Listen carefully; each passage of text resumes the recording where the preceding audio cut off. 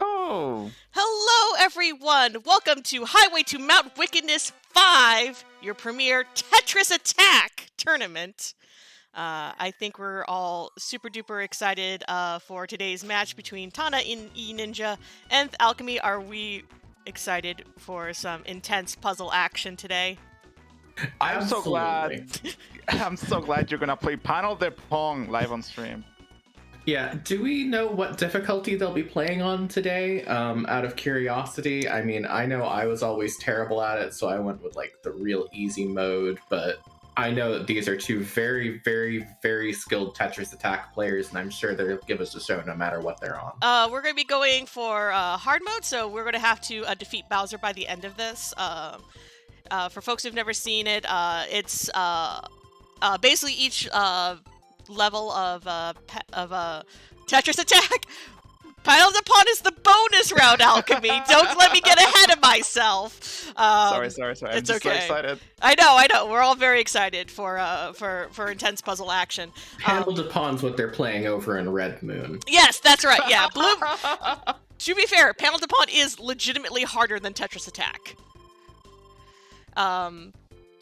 Yeah, we're going to go all the way up through Bowser. I know it gets really tricky once we get into the Mount Wickedness battles, but I know that both Eninja and Tahna will be able to handle it.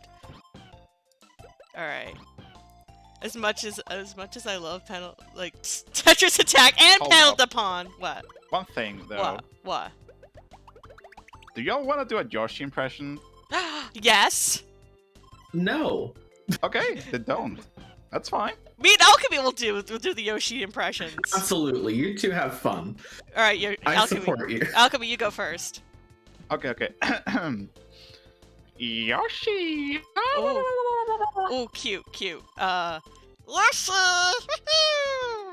Okay. Nice. All right, You just kind of have to put your tongue in the back of your throat. It's kind of weird. you guys gotta get into it. But speaking of that, y'all should actually like talk about Free Enterprise. So, Yup. I'll go ahead and swap y'all over, and y'all have really a fun time with this race. Bye. Absolutely. So welcome everyone to our first match of a very packed Friday here at Zemus Zone 5 here on Free Enterprise channel. This is a Blue Moon Waning bracket match between Tahna on your left and Eninja81 on your right. Two very skilled runners. I had the pleasure of commentating on Eninja's match last week that actually is the one that put him down in this Waning bracket here. And I think we're going to have a very, very, very close race on our hands no matter what. Joining me on the Restream team today, behind the scenes on the actual Restream, is Scala Kitty. On the tracking is Darth Plagal. And joining me on commentary today is Alchemy. How you doing today? I'm doing fantastic. It's such a nice time whenever I can actually help out around this time because I am fully awake and aware. Of the fact, for example, that we have a Tela start, which is something you kind of like to see because Tela early game is so nice. Because I have lost so much time in these flag sets to searching for exits, and he's has exit by default. Oh.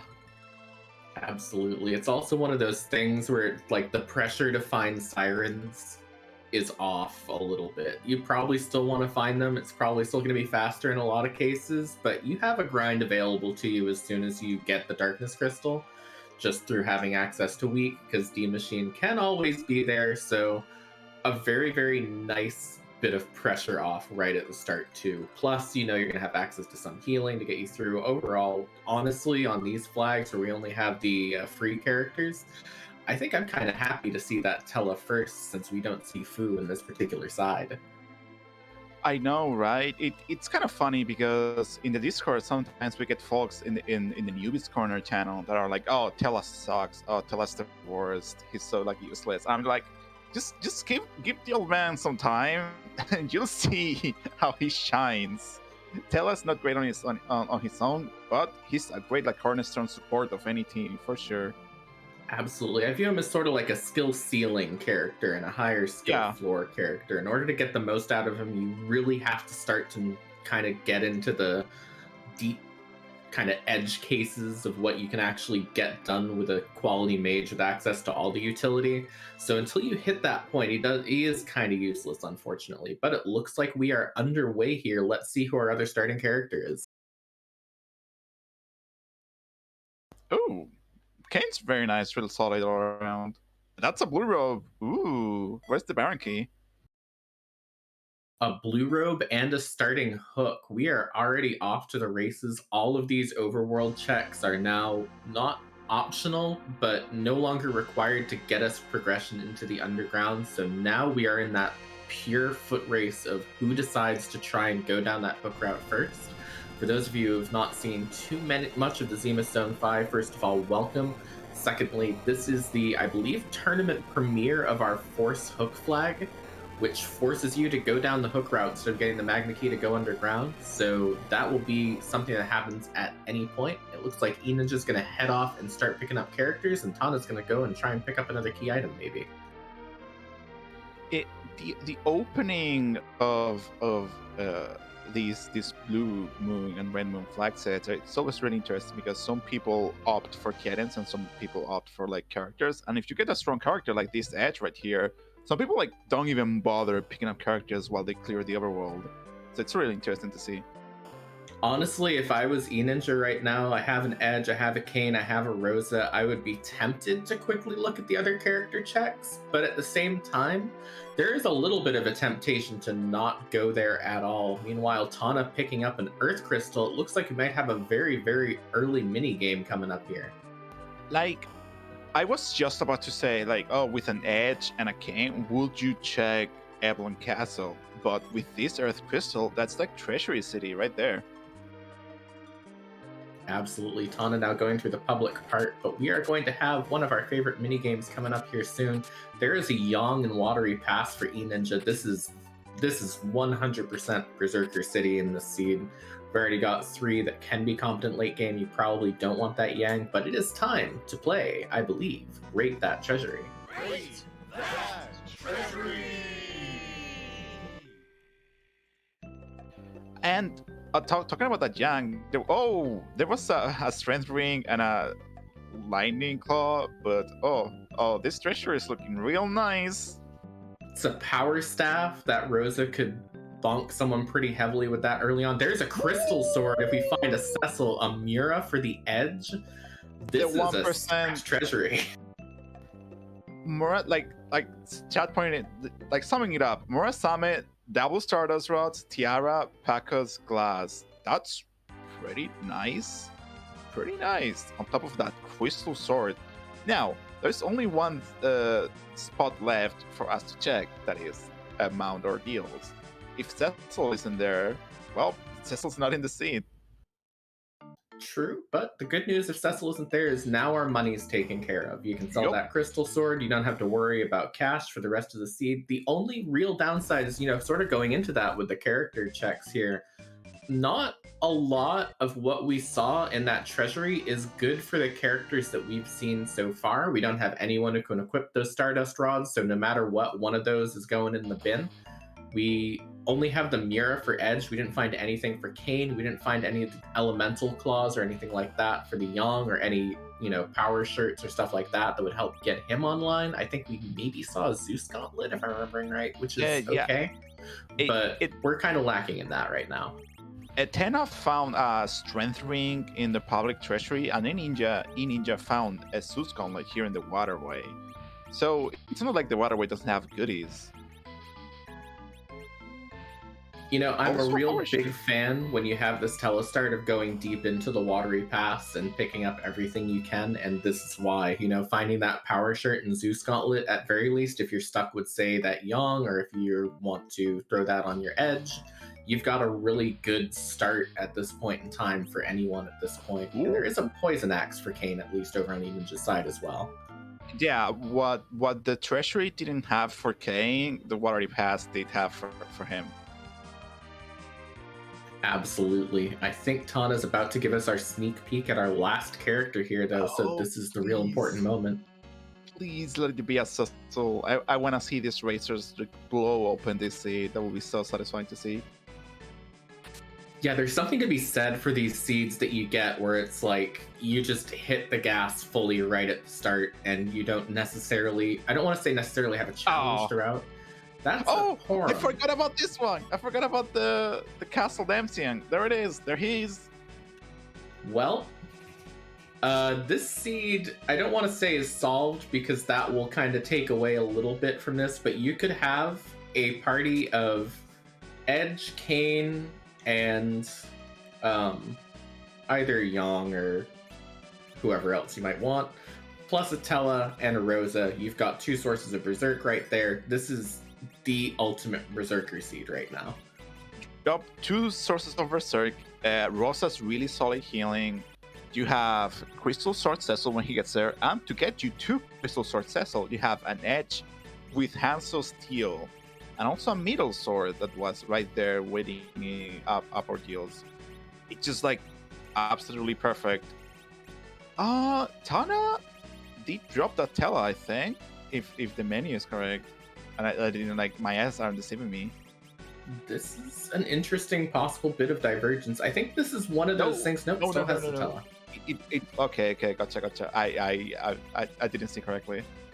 This is interesting because I feel like if you were to go to just a random free enterprise player and tell them, hey, Fu is off in this flag set, name the 5 characters you would want, I kind of think that Cecil, Edge, Kane, Rosa, and Tella might actually be a decent number of people's pick for 5.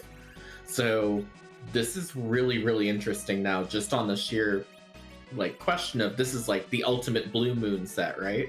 This is when you have all the answers, how fast can you go? On top of that Yang, it's right there in reserve. So if you want to get cheeky and you don't get any good drops of equipment for Kane because Edge got that Hanzo Steel, you can just slingshot Yang into the high 50s, and he's like a punching machine that will deal major damage, especially if you find Cut Claws. Definitely, but bad find over on Tahna's side, finding Wyvern here, I believe at the first slot on Mount Ordeals. Eninja, on the other hand, threw the Mylon Z at the bottom of Antlion Cave and rewarded with another Zeus Gauntlet, so might be a dud, but that's one of the best studs you can find right now. Yeah, especially with this party. Real brave of Tahna to try and defeat Wyvern with that really, really speedy Edge, and also that Kane. Nice try, but I don't know if you can deal enough damage in one go without using a Starveil. Yup. Good thing about this is that if you had an Edge, Edge is so fast by default that he helps a lot with setting up these Veils for the Mega Nukes. Also, cheeky jump from Kane. Nice. Yeah, just that speed solution there, making that basically a free fight for everyone but the 3 people who immediately fall over. Eninja finding a Karate on top of Mount Hobbs, not going to take that fight since it's not required, just going to reset out and presumably head over to Fool next, if my guess is correct, and my memory is correct, yep. And Tahna will be continuing with Mount Ordeals here. Ooh, is Eninja gonna check, I understand the choice of checking the Castle Fabul because, sure, you have the hook route, sure, you have the edge, sure, you will eventually have that Crystal Sword Cecil, but levels are levels, and Rosa needs to learn those spells, and get some semblance of, HP safety for a potential bad hook route.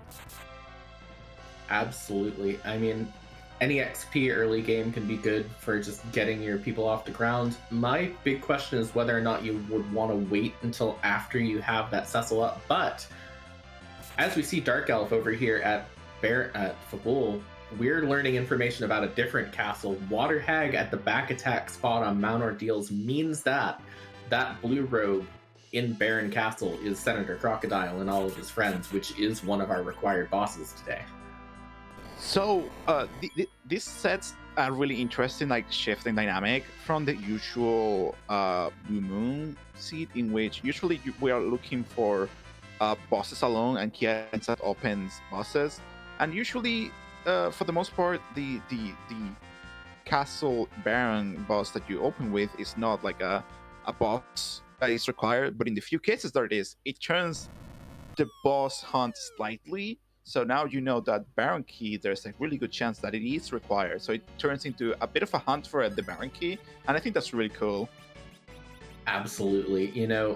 It sort of takes away a little bit from face checking until you hit like exactly 6 out of 7 and you're just looking for the other one that's not, hiding the Baron Key, at which point you don't care quite as much.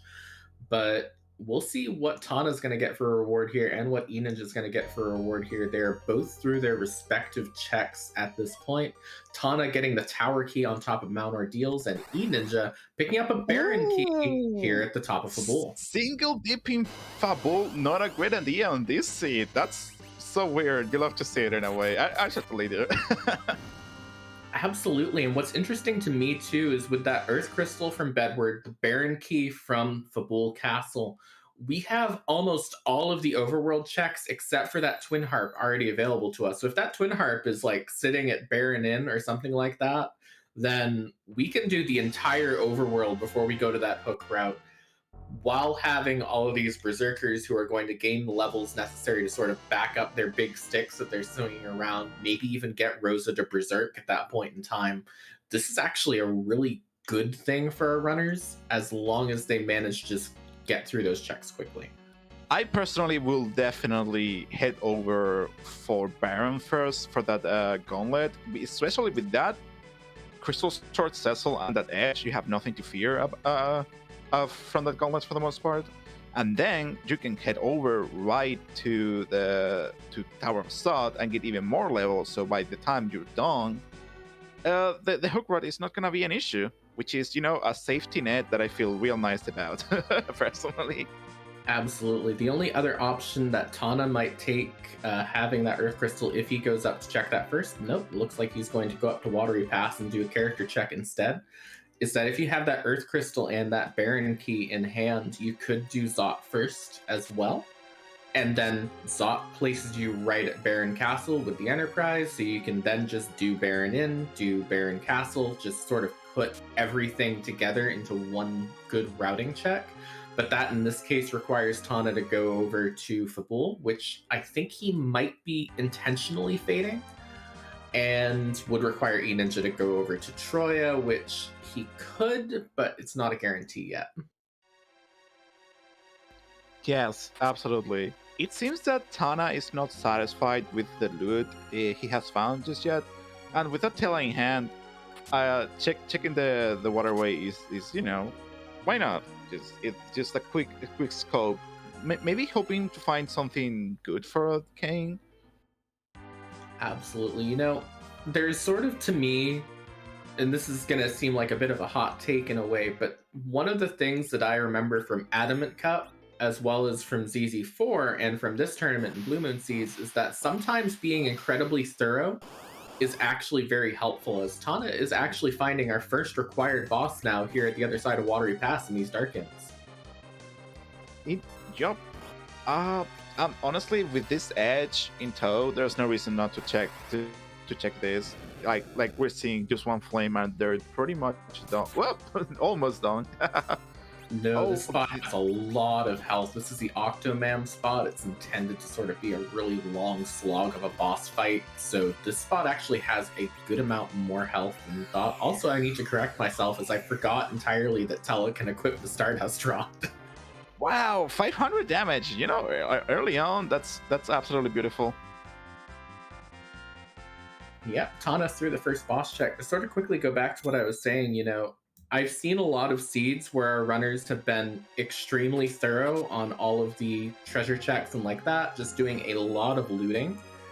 And as long as you're really good at leveraging what you find and you know when to stop once you've found enough, then doing all that really thorough looting ahead of time just becomes another gamble akin to a routing decision.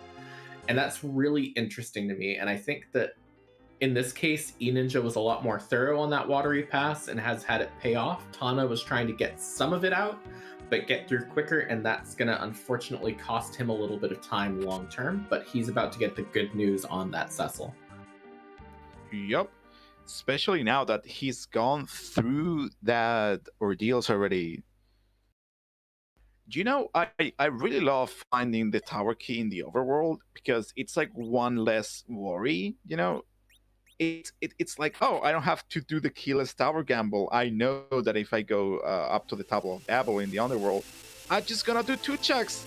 Going in, going out, all good. Never have to come back ever again. It's so, it's like a load off my shoulders personally. Yeah, especially in a hook route seed too, where you know you're going to be right outside the tower when you get out of the hook route. It can be really nice if you know that it's a boss you can take care of at the top of it and just run down and then run up the tower, take care of that, head back out. One less thing you have to worry about. You already have the Enterprise back, so you don't have to have the Falcon any longer than is necessary, because the Falcon is just the absolute worst in my opinion, and I would like to not have it. So realistically, it works out fine. Why? Why did you not like the Falcon person? Like, I'm just curious. Because I have a bad memory and I forget that it can't pick up the hovercraft. That's fair. That's fair. I like the Falcon because it has a drill, and I'm impartial to drills in like Japanese media. They're fun. Absolutely. This is going to be my usual once per stream, please put this on the feedback and ideas channel sort of thing. Give the Falcon a hook. Don't actually do that. There's reasons why we don't have that way.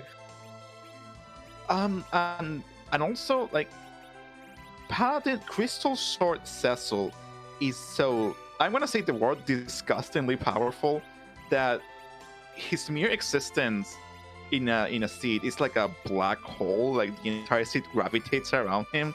So I'm gonna say that even if the boss at the top of tower is like kind of nasty, if you've gotten some levels and some like good strength equipment on your Cecil, I'm pretty sure we can take it on with that edge and that Cecil. Yep.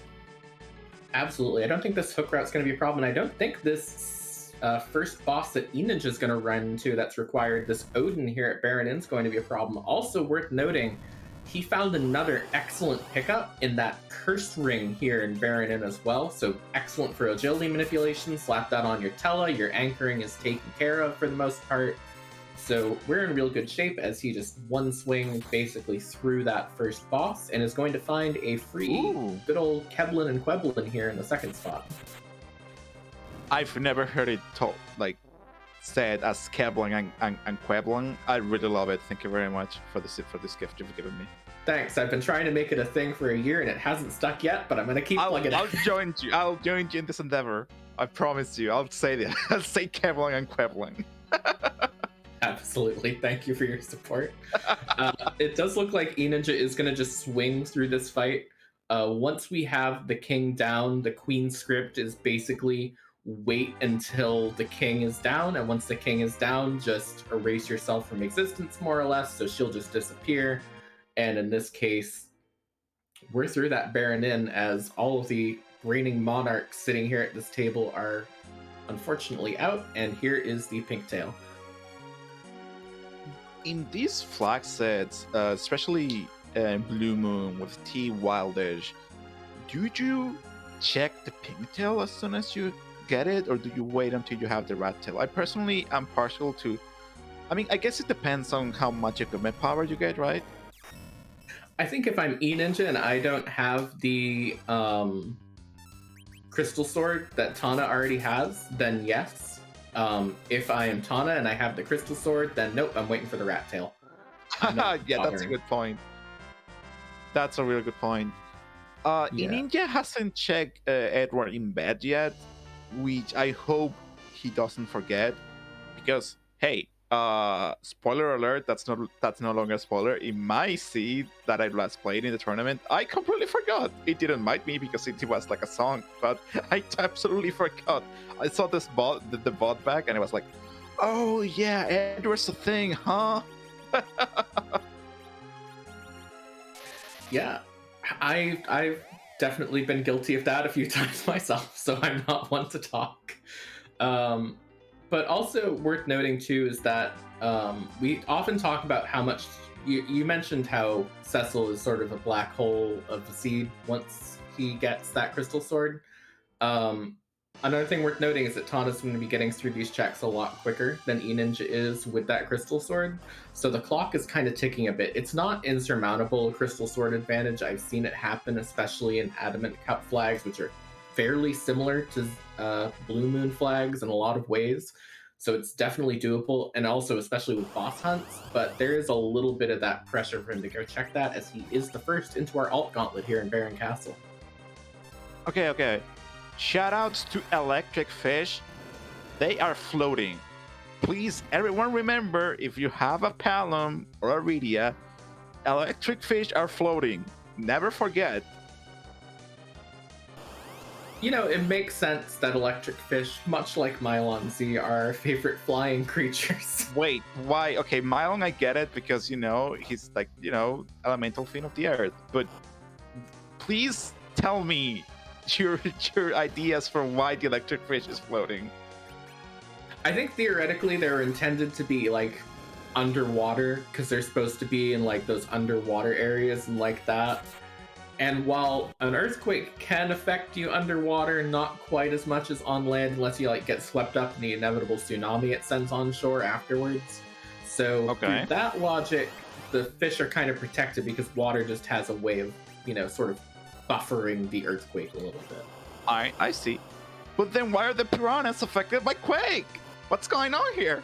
Because everyone knows that piranhas are land-based. Wait, what do you mean land-based? I mean, they're, they got their little piranha legs they walk out on, and they can bite you. I don't know if this is a reference, but I don't care. I love it. It's just not. I'm just making it up as I go along. Well, I love it. Just like a little piranha with like tiny legs, like walking out of the water, like I'm gonna bite your ankles. Ugh. Actually, that will be quite painful. Piranhas have really sharp teeth, so I shouldn't make light of that threat. Yeah, that would be deeply unfortunate. Tahna, however, now through getting that Baron key from Fabul, so gonna have that sort of better routing that I was talking about earlier, can just go through and get the Tower of Zot check done first, if he chooses to, which will place him right outside Baron, or he can go to Baron first and then head back up and then be back at Baron with a shorter flight back here. Both are probably about equal, but it looks like he might be heading to go check the hook route shops here at very least.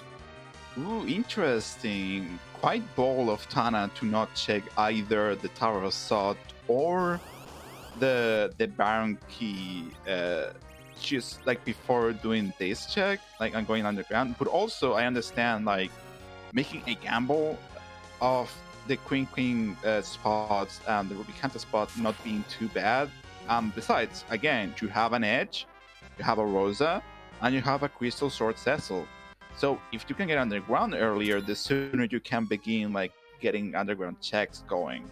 That can be valuable on its own, because you already have the cadence for those things up top in the overworld. Those can wait, Absolutely. I think it's also an element too of this might be a play to just look in the item shops in a little bit here. Also finding ninja shirts for sale, which could be nice. Another good little bit of agility manipulation. Slap that on the Edge and suddenly Edge is going absolutely max speed possible.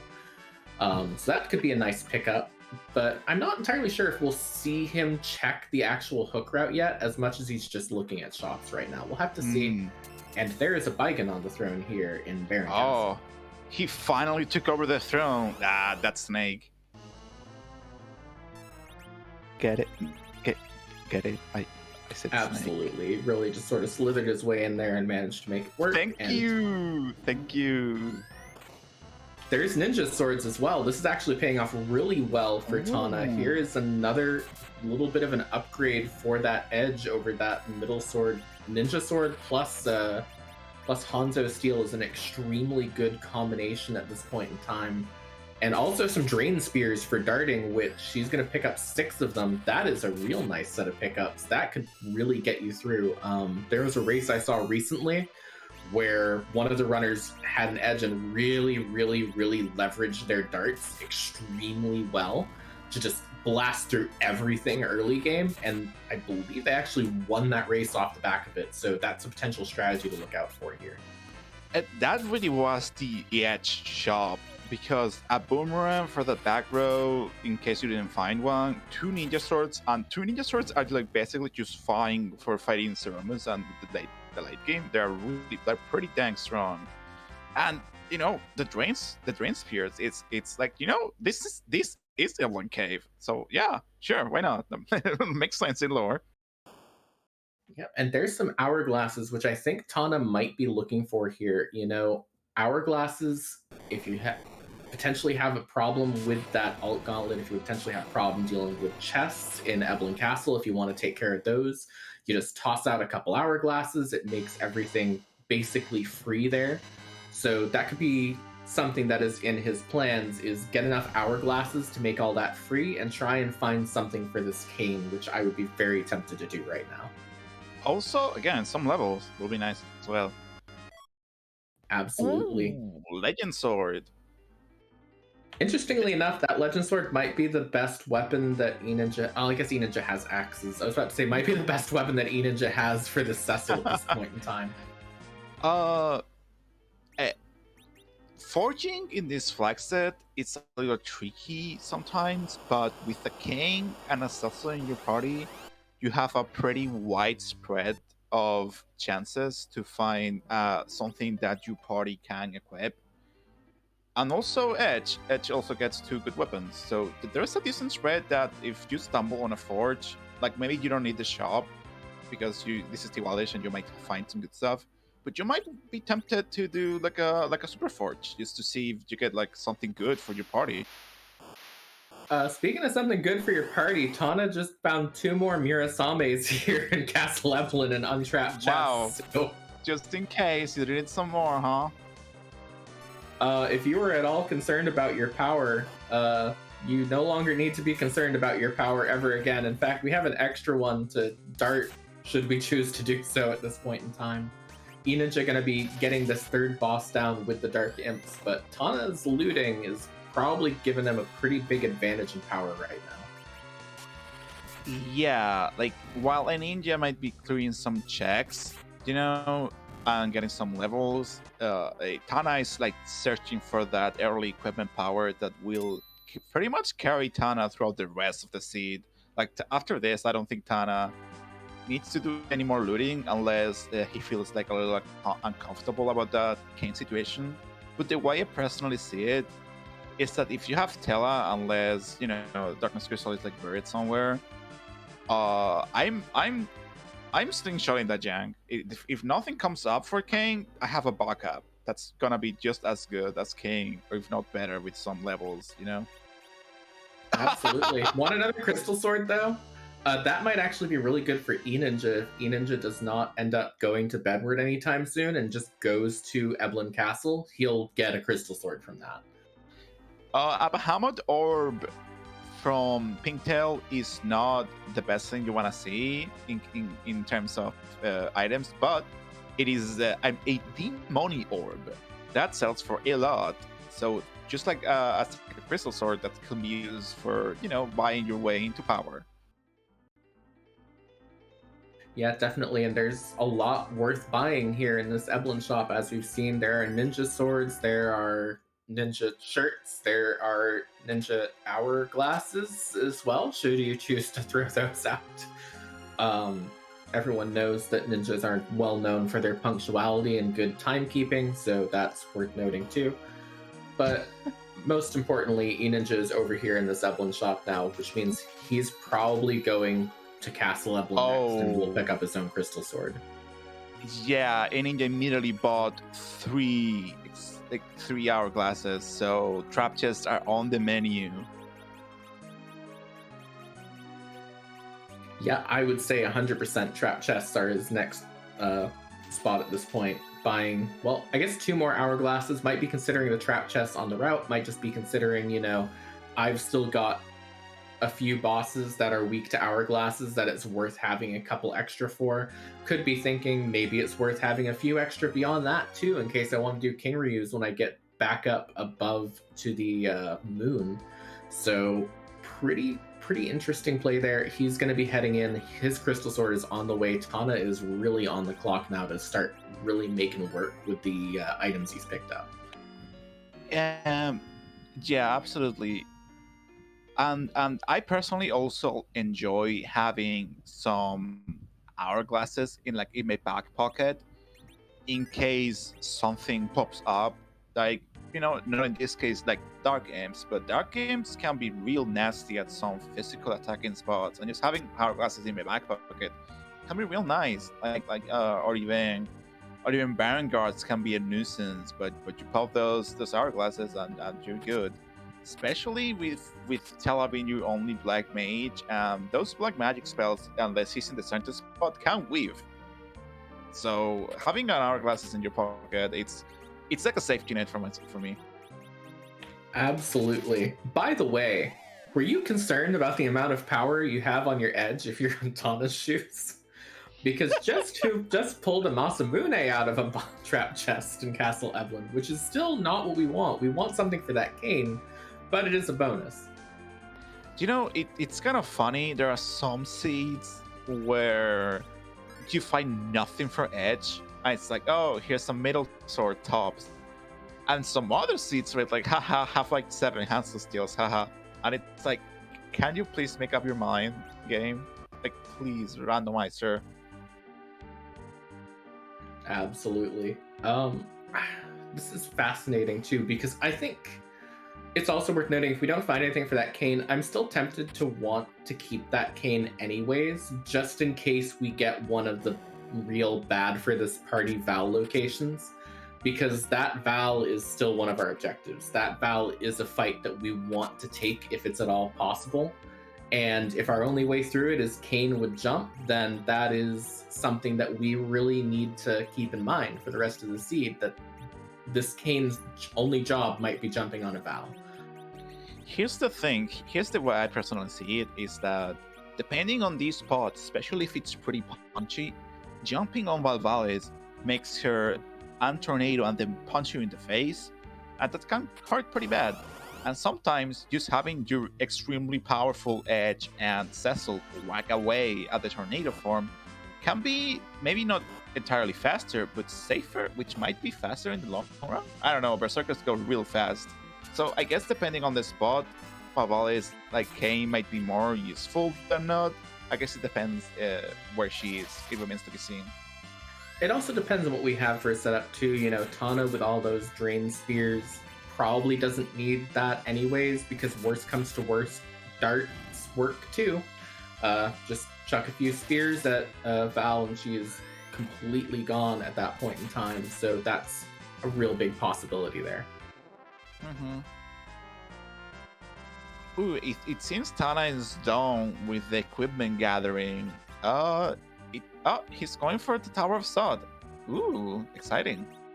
I'm a big fan of this for 2 reasons. First of all, Tella's MP pool is miserable, and if you really want to get the most out of him, you kind of don't want to be saving MP for Exit. And while Cecil will learn Exit quickly enough, having it on Rosa as well is, nice to have. And also, this is going to put Tahna right in front of Baron Castle, right in front of Baron Inn. That'll lead him to that Odin, that'll lead him to that Alt Gauntlet. This is just the most efficient route through what he has at this point. Eninja, there's still the big question mark of, does he end up going to check that bedward or not? If not, then that could be a big turning point. It will depend entirely on what is up in Zot, and specifically Zot 2. Yeah, if there's nothing up, like nothing worth our racer's time up in Zot, Eninja is fine if he forgets, the same way I forgot mine last time. I mean, the treasury is nice, but it's kind of like superfluous at this point. Like, again, with the Crystal Sword Cecil and so much Hansel Steel up in Castle Evelyn, I don't think that the treasury has lost some of its luster. Like, sure, the Stardust Rod is nice, it's money, but it didn't have many other things like were like game changing. The power ship was in the waterway, and so were the Zeus gauntlets, and Eninja went there. So even if there's nothing up in the Tower of Zod, he's not missing much in the treasury. Definitely. The only real big thing at this point that we're seeing is that is a mute knife, which could come in very handy if we find a mage boss, because just mute knives. I feel like the story of Adamant Cup back in spring was mute knives win more games than crystal swords Adamant. do early on. Or even the adamant armor is sort of Absolutely. sometimes. But also worth noting, we were talking about those hourglasses and bosses. There's a guard sprite in the Rubicant spot here. You can hourglass that, put Tella in the the other way around. Put Tella in the middle, hourglass that, and just stone. You're good. You're good. You could try to life glitch them if you were so inclined to. It's some early XP like never hurt anyone. Yeah, I think the big question there is just whether or not you care as much about XP with this party very, very specifically. You know, levels are always nice, but I feel like the real good thing about a Berserker setup is that you don't explicitly need the levels as much as you do with a mage party. So I would be tempted to just take the quicker route through and say, you know what, if I have to pop an extra egg later, it will still potentially work out about the same as life glitching here, because I'm probably going to have to do some grind just to get Rose to like Cure 4. That's So fair. that's a very interesting possibility there. We'll see what the first boss is here. That is a Mom Bomb here at Maggot Sisters. That's extremely obnoxious. That's like 10k HP tacked on this one, but we'll see if the incredible damage output of this party can deal with that. Oh boy, 3.5k! What's more obnoxious, Mom Bomb or Hook Route Ogopogo at King Queen Evelyn? 100% King Queen Evelyn Ogopogo. Goodness gracious. Again, Crystal Short Cecil, this spot doesn't have that much HP. I think we can just like bonk our way through this fight, just DPS it down and not have to worry about it. But yep, there it is. It's nice that we have the equipment power we have right now. Otherwise, it could be real dangerous. Absolutely. And if I'm Eninja in this case, I don't bother going back to save. I just take the free instant heal. I go straight into this fight, which he is doing here. We're going to see probably underground before the 40-minute mark on Eninja's side. And there is the Baron Guards. Shout out to Tahna for destroying the Mom Bomb before it could split. That's the power of Crystal Sword Cecil. We have so much power in this seed. It's honestly, Adamant Cup and then Blue Moon flags have made me realize that I think high power and like leveraging that power, doing like a mini speed run of a high power state is probably my favorite way of doing a longer state of free enterprise. It's just like a lot of fun, and the skill ceiling, the skill floor is not really high. Honestly, I tend to agree. You know, I think there's a sort of tendency to look at, I don't really want to say more difficult flag sets, but flag sets like Red Moon as being more inherently, you know, difficult and more skill. But I think there's a lot of skills that a high power flag set really hits you here that don't get hit in those sort of high power flag sets. So really it's just sort of a different feel than the Red Moon flags, as much as a, you know, different thing. And that is an Officer Soldier here on top of Tower of Zod. Nothing that we need, but we'll see about the key item. And yeah, I agree. Like in one hand you have, you know, like speedrunny, high power, execution heavy flag sets, and then you have the, oh, this is a puzzle, how do you get through this with like limited resources, like kind of like flag set, you know. And both of them are equally as valid, but I personally lean on this kind of like Blue Moon, you know, just blaze your way through a seed as fast as you can kind of style, personally. Definitely. There's a Dark Knight Cecil on top of Lower Babel. I think that spot is okay in the magic department. That should be fine to take if you want to take it. Also worth noting, there is a sparkle that we saw here on top of Tower of Zot, indicating that that is going to be at the second Dwarf Castle spot. We know, based off of the sparkles that are left, that that is either going to be D-Lunars, Pale Dim, or plague, so not too threatening. Would kind of make me want to go to Dwarf Castle here. That is a package. This sod is not really paid off, unfortunately. No, a package in your hands, it's a part of the pong, like a ticking bomb. It's always like, it makes me sweat. Like, oh, does this package contain one of the bosses that I'm looking for?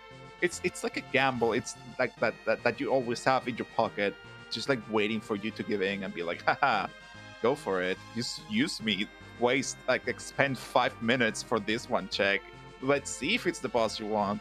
Like always there, like looming in the horizon, like a Damocles sword over your head. I hate the package. Absolutely. I've seen it. To me, there's two things. First of all, I saw a race recently where the package check did win the race.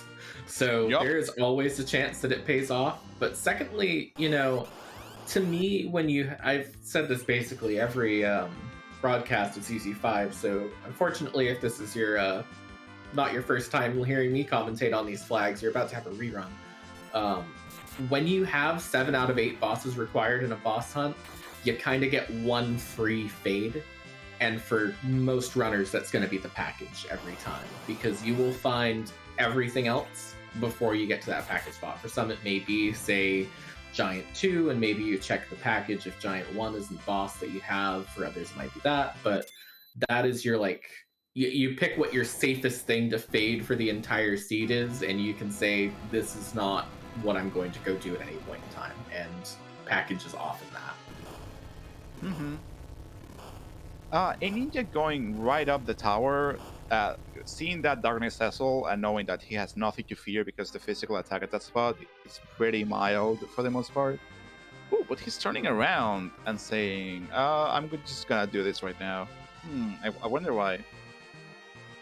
Could just be in a bit of boss hunt mode right now. We know that he has 4 out of 7 bosses, and that was the 4th right there. So really only needs to find 3 more bosses and the way to the moon, to that Zeromus fight, either the pass or the darkness crystal, and he is set. So that could be a pretty easy way through at this point in time. And, maybe just thinking, I only need to check bosses right now, and that Dark Knight is not worth it. I'm feeling safe to fade it. I can see that. There's this, thought current that you can try. It's like, I'm just gonna try and fight the bosses that I absolutely need and hope that those bosses give me the key items I need to keep getting more bosses. Like, getting darkness for some bosses on the moon or whatever. But that's a pass. That's real nice. That's Zeromus access, the best Zeromus access there is. Absolutely. Eninja, if he chooses, could be in basically full-on boss hunt mode at this point in time. We know that the top of tower doesn't have one. We still have the boss at the bottom of the Luca cave. We still have the bosses in the Feymarch. We still have the Baron Castle basement boss, and we still have Dwarf Castle 1. So we still have 5 boss checks that we haven't seen just in this underground and Baron Castle alone. That is Magus Sisters. This is not a required Dwarf Castle. Indeed. Shoutouts to Dwarf Castle item shop having silk webs for sale. You don't think about silk webs until you need them and you don't have them. I just like having one in my inventory because I feel like, even though it's not 100% necessary if you're going Berserker heavy, nerfing that first big bang is usually pretty nice to have regardless in that Z fight, and you might as well do it with something that slows aromas down even more. So it's nice to have. Yep. Thankfully, this fight is not that bad here, especially with the Crystal Sword. And just berserking your fighters, it's real nice for just getting rid of these sisters here. Yeah, absolutely. And it's worth noting this Dwarf Castle 2 is 2 key item checks. For those of you who don't know about the warp glitch, basically this room that Eninja is in right now is the same map as that's the bottom of the sealed cave. And the way warp works is it puts you back to the last map you were on. So because you never touched the crystal that gives you the key item in this room, it's safe for the game to put you here. But if you can warp back into it, then you can run up, grab the key item from the sealed cave, run back out, get the key item from Dwarf Castle. It essentially becomes 2 key item checks instead of just 1 with the warp spell. Yep, it works like it's the same ID room basically, but then when you come out of it, you can't come in anymore. So they just slap a crystal right there as you leave. It's kind of funny to think around, to think about. But you know, back in the day, they saved space the best they could. Exactly, it's such a clever little trick that they did. And it's also really funny that we can exploit it like that in a way. But the Spooky Ghost Hand is going to be going up here to grab the crystal over on Eninja's side, so we'll be out of Dwarf Castle here soon. Tahna, meanwhile, threw that alt gauntlet. That is boss number 2 for him. That Odin still sitting at Baron Inn. Likely that he'll go there at some point in time very soon, possibly after checking this Baron Castle. And then just needs to go up the tower and we'll be even on bosses again. So Eninja with a bit of a lead, but Tahna definitely making some good pace right now.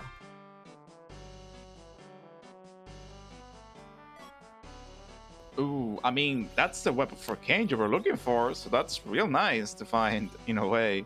But that's kind of a song. Finally, Kane gets to be a real boy again. It's okay if it takes Kane a little bit to get there.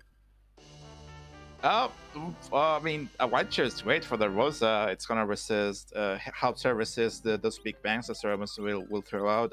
Well, those cures will be real strong. But I don't know. That wasn't great. Yeah, definitely not. I think, actually, I think getting the Kane online is definitely worth it. To answer a question from chat, why do we want Kane stuff? And that is because we have a Kane. The only other real options we have for our party besides that Kane are Yang, who requires a lot of levels, and a Seed where we're not looking like we're going to get a lot of levels, and Porum, who we don't really need because we have Tella and Rosa both in our party. So Kane kind of just becomes our default best option without grinding that Yang up to being useful. And so in this case, it's just we're stuck with the Kane, so we just need to find something for the Kane. Mm-hmm. Chat is talking about what takes a longer time, checking package or checking Seal Cave. And here's the thing about Seal Cave: it looks like deceptively long, but the thing is that if it's not a boss you want, you just reset out of it. So it doesn't take that long. But with package, you have to commit to the whole thing, you know? You have to go through all the cutscenes and then you see the boss at the end. So in a way, Seal Cave is faster. Even if in a total it's maybe just around the same, more or less. Absolutely, 100%. It just ends up being that little bit quicker, and it's kind of interesting how that makes Lukaki back to being good in this case, in which case, you might as well go for it. Eninja is down here in the Feymarch at this point in time, about to check this Feymarch chest. Meanwhile, Tahna threw that Baron Castle check, or Baron Castle and Baron Inn check. There is that Lukaki though. Beautiful. Well, that's another key item that's gonna be hunting us. There's the sirens. Ooh. Are you really gonna do that D-Machine grind when the sirens are right here and Darkness Crystal is nowhere to be seen? Nope. Never. Okay, fair. Nope. I am doing Sirens to get Rosa to Cure 4, and then I am done with experience for this seed. I'm possibly doing that as soon as I hit 10 key items, depending on whether or not I think I have to go to the moon. 10 key items, get Rosa to Cure 4, go to the moon, or go to the moon, then get Rosa to Cure 4, depending on which Siren grind you want. Those Kingryus won't pose as a problem right now. And then just face check every boss, find those last 3 bosses, and you're done. There's a Sparkle that is Plague down here in the Queen spot. That is not fun. And a Bahamut in the King spot. That is also, to my knowledge, not fun because it's just a very fast spot. But, it's still free as long as you get that Star Veil off and you're willing to expend the resources on it. Well, Milo and friends are having a dance disco party down at the Baron basement. Very kind of him to do so, so he doesn't bother anyone. I really appreciate it. I wish more folks were that considerate, you know. Absolutely. The Baron Castle Basement Rave is just an absolutely legendary event that is definitely worth going to if you ever have the time. Unfortunately, it is getting interrupted today. Cecil and friends, notoriously anti-party at this point in time. They would like to get some sleep. They live right next door. And at this point in time, they're just ready to make sure this party ends right now. But worth noting, this is a key item check that Eninja hasn't done. If this pays off with, say, the Twin Heart, or basically just the Twin Heart, or the Darkness Crystal, then we're really good. The fact that you chose the Twin Harp, I was this close to saying, like, you know, some people wouldn't call that paying off, but... The only reason it's the payoff right now is because the only boss gating key item we haven't seen aside from the Darkness Crystal that is left on the table at this point, because all we have left are sort of the terminal key items aside from that. Absolutely, that Twin Harp could have one of the 4 bosses that we need to find yet. Also, yes, that is a lot of Bacchus wine. Eninja just bought 20 wines, you know? So you never want for wine ever again. And I can appreciate that. This is what Eninja does. He likes to buy enough wine to have some for the after party afterwards, which I fully respect. It is definitely an intentional choice to pick up that many Bacchus wines. I don't think he thinks he needs that many, but he just tends to pick up as many as he can anyways. So shout outs to that here in this case, and this Bahamut is not going to pose too much of a threat. I mean, here's what having a surplus of Bacchus wines does to you. To get all the circuits going all the time, which gives enough turns for your party to set up the walls, and also deal tremendous amount. Oh, he didn't even get to go off. That's the power of having 3 circuits going off at the same time. Well, that's an adamant rock from Baron Castle Basement. That is a forge if Tahna wants it, but not really a good price. Only a ninja sword for that Bahamut, also not a very good price. So it's kind of zonked on both sides. I don't really feel like we need to forge in this seed because we have so much power in this case, and even the shock won't really gain us too much. So on the whole, a dud. Here is Eninja. With these D-Lunars, this fight shouldn't pose too much of a problem either, honestly. No, the magic power here in this spot is not that high, and with that Crystal Sword Cecil, it's gonna be just fine. You know, I mean, I love the Super Smith weapons, so I will still try to bank on a Gigant Sword or a Pig Stick or an Evil's Lance for Kane, because that's like three weapons that you can get out of the pool, and they're really good. They're like game changers for like the power of the party. But you know, that's me. I think in Tahna's case, it's a real question of whether or not you want to devote that much time to it in order to basically get something for your Kane. Because in Tahna's case, he hasn't been underground yet, done a very, very thorough job of the overworld, which is perfectly valid strategy in this case, but has put him, you know, a significant sort of bit behind in getting to underground, with unfortunately no real payoff in the boss department. So in his case, might be feeling a little bit behind, might be tempted to fade it. On the other hand, might be feeling a bit behind, might be tempted to quickly go and get the last spike in power to hopefully try and get that Kane online. Yeah, that is fair to say. That D-Lunar, it's being a little cheeky. Being a little tricky and a little cheeky. This is unfortunately kind of the problem with D-Lunars as a fight, and also that Cecil is currently not actually in the queue, I think. I believe we've unfortunately fallen victim to the little bit of a berserk glitch over there, where if Cecil does not get in the queue properly, then he can just basically stand there and do nothing.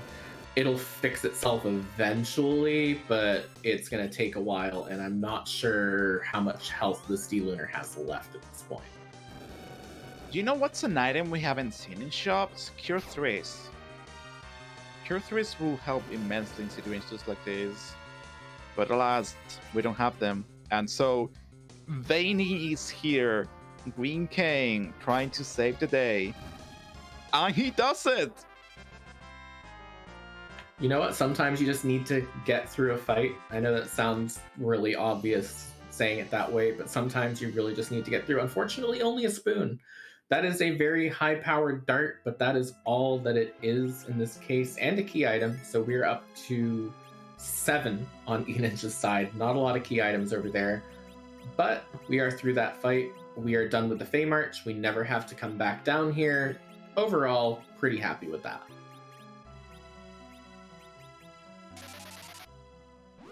Meanwhile, Tahna seems to finally deciding to go underground after having cleared pretty much the entire overworld aside from the Twin Harp. And I doubt Tahna is gonna have any issues with this.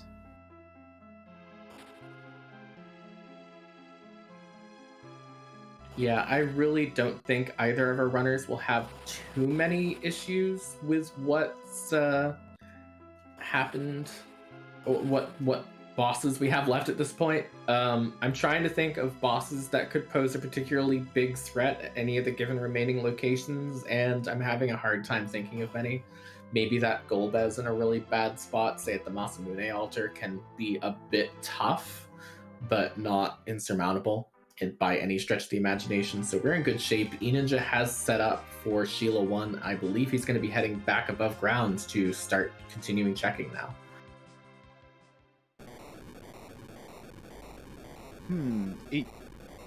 Interesting. It seems like Tahna has already decided that, well, the old man's gonna be taking a nap throughout the seed, and I'm just gonna like deal with these guards at my own pace so he doesn't get any EXP. You know what? That's perfectly valid, especially, you know, I'm not sure if Tahna looted the boxes in the Baron Inn, which unfortunately had a curse ring in them. So if that's the case, maybe wanting to keep that Tella as low on agility as is possible, just in case. Might also just be wanting to keep that Tella as low as agility as possible to throw the curse ring on him later. Both are valid, both work, and that could be a way through. Eninja here at Sheila 1. That is the Darkness Crystal. That is very exciting. What a find from Eninja's side. That's why I like doing Sheila 1 myself. If I was in Eninja's shoes, I will be in full face check mode. Just go on to the moon and start like methodically checking bosses one by another, trying to find the ones I need to take down. Maybe grind first, perhaps. Like, I don't know. I know that's not 10 key items, but at this point, you just do it. You know, you just get enough levels and then let the moon bosses propel you forwards. That will be my play, but we'll see. Well, he might be heading over to Bedward here, and that would be key item number, I believe, 9. So if that's the case, he's going to be very, very tempted to go through Tower of Zot to pick up that 10th key item to do the grind. And at this point in time, we know that's the package, so that will be 10. So that is actually a pretty big thing. Eninja is pretty in the driver's seat right now. Tahna really needs to kind of hit the gas to kind of catch up at this point. Indeed. We'll see what Tahna's next check is here. Straight to forging. Yes. All right, let's see what this forge ends up being as Eninja in this treasury that we know has a crystal sword in it that we already have, has a couple stardust rods, so a little bit of a bonus for the Tella, but not a ton there at that point in time. This forge over on Tahna's side is the real big question. If we find something strong enough for that cane to pose a pretty big threat in the seed, that's another way for Tahna to make up some time here. Yep. Ooh, that's a straight up upgrade for Kane. that is the best weapon King can equip, the Piggy Stick. It's basically a light Excalibur. It has similar stats without the strength upgrades, and also some real good accuracy. It will do a really good job. Absolutely. We also need to see what is in this shop here as we see Eninja making his way up the Tower of Zot. Once he gets through that, that is parity more or less with everything that Tahna has done. Tahna will at that point in time not have done anything that Eninja has not, so this will be a good sort of mark of where we are, relatively speaking, and exactly how far either of our runners is ahead of the other. Like, that shop was selling golden apples, protect rings, ribbons, and Artemis bows. Honestly, with Golbez still at large, I will have tried getting a couple of ribbons, put them in Cecil and Rosa, and just went like, haha, haha, I got you now. But Protect Rings have a real high magic defense as well as dragon defense, and are just like really good pieces of equipment, so they'll do a great job at Cermus.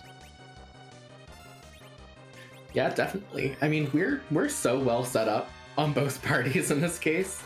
Also, as was pointed out in chat, ribbons a real good find to find before Golbez. Slap those on everyone, and that Golbez suddenly can't insta-kill anyone, suddenly can't freeze anyone. He basically becomes very, very free.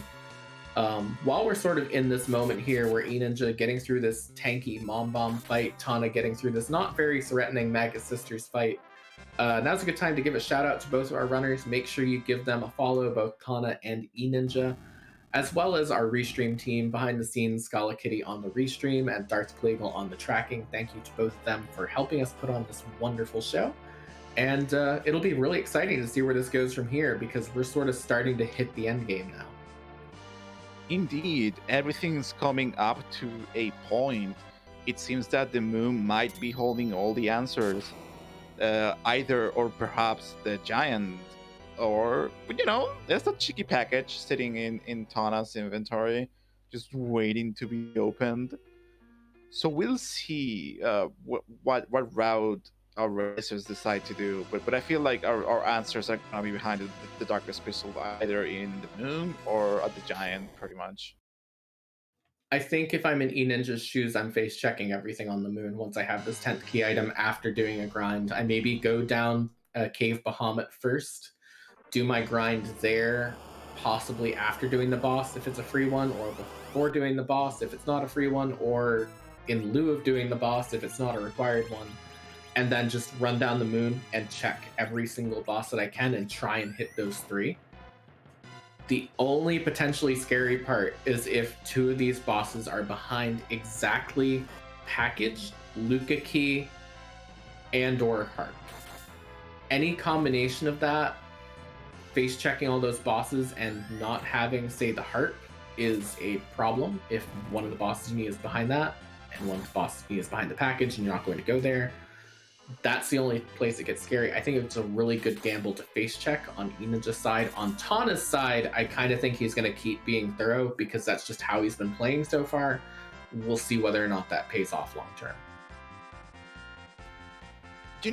Whenever I play this game, especially in a competitive setting, there's always this like tiny little voice at the back of my head being like, hey, just do a gamble, it'll be funny, just do it. I'm just like, well, you know what? That is funny. So maybe I'll do it. It's like me every time I play this randomizer or any of the others that I've ever played, where I'm like, you know what?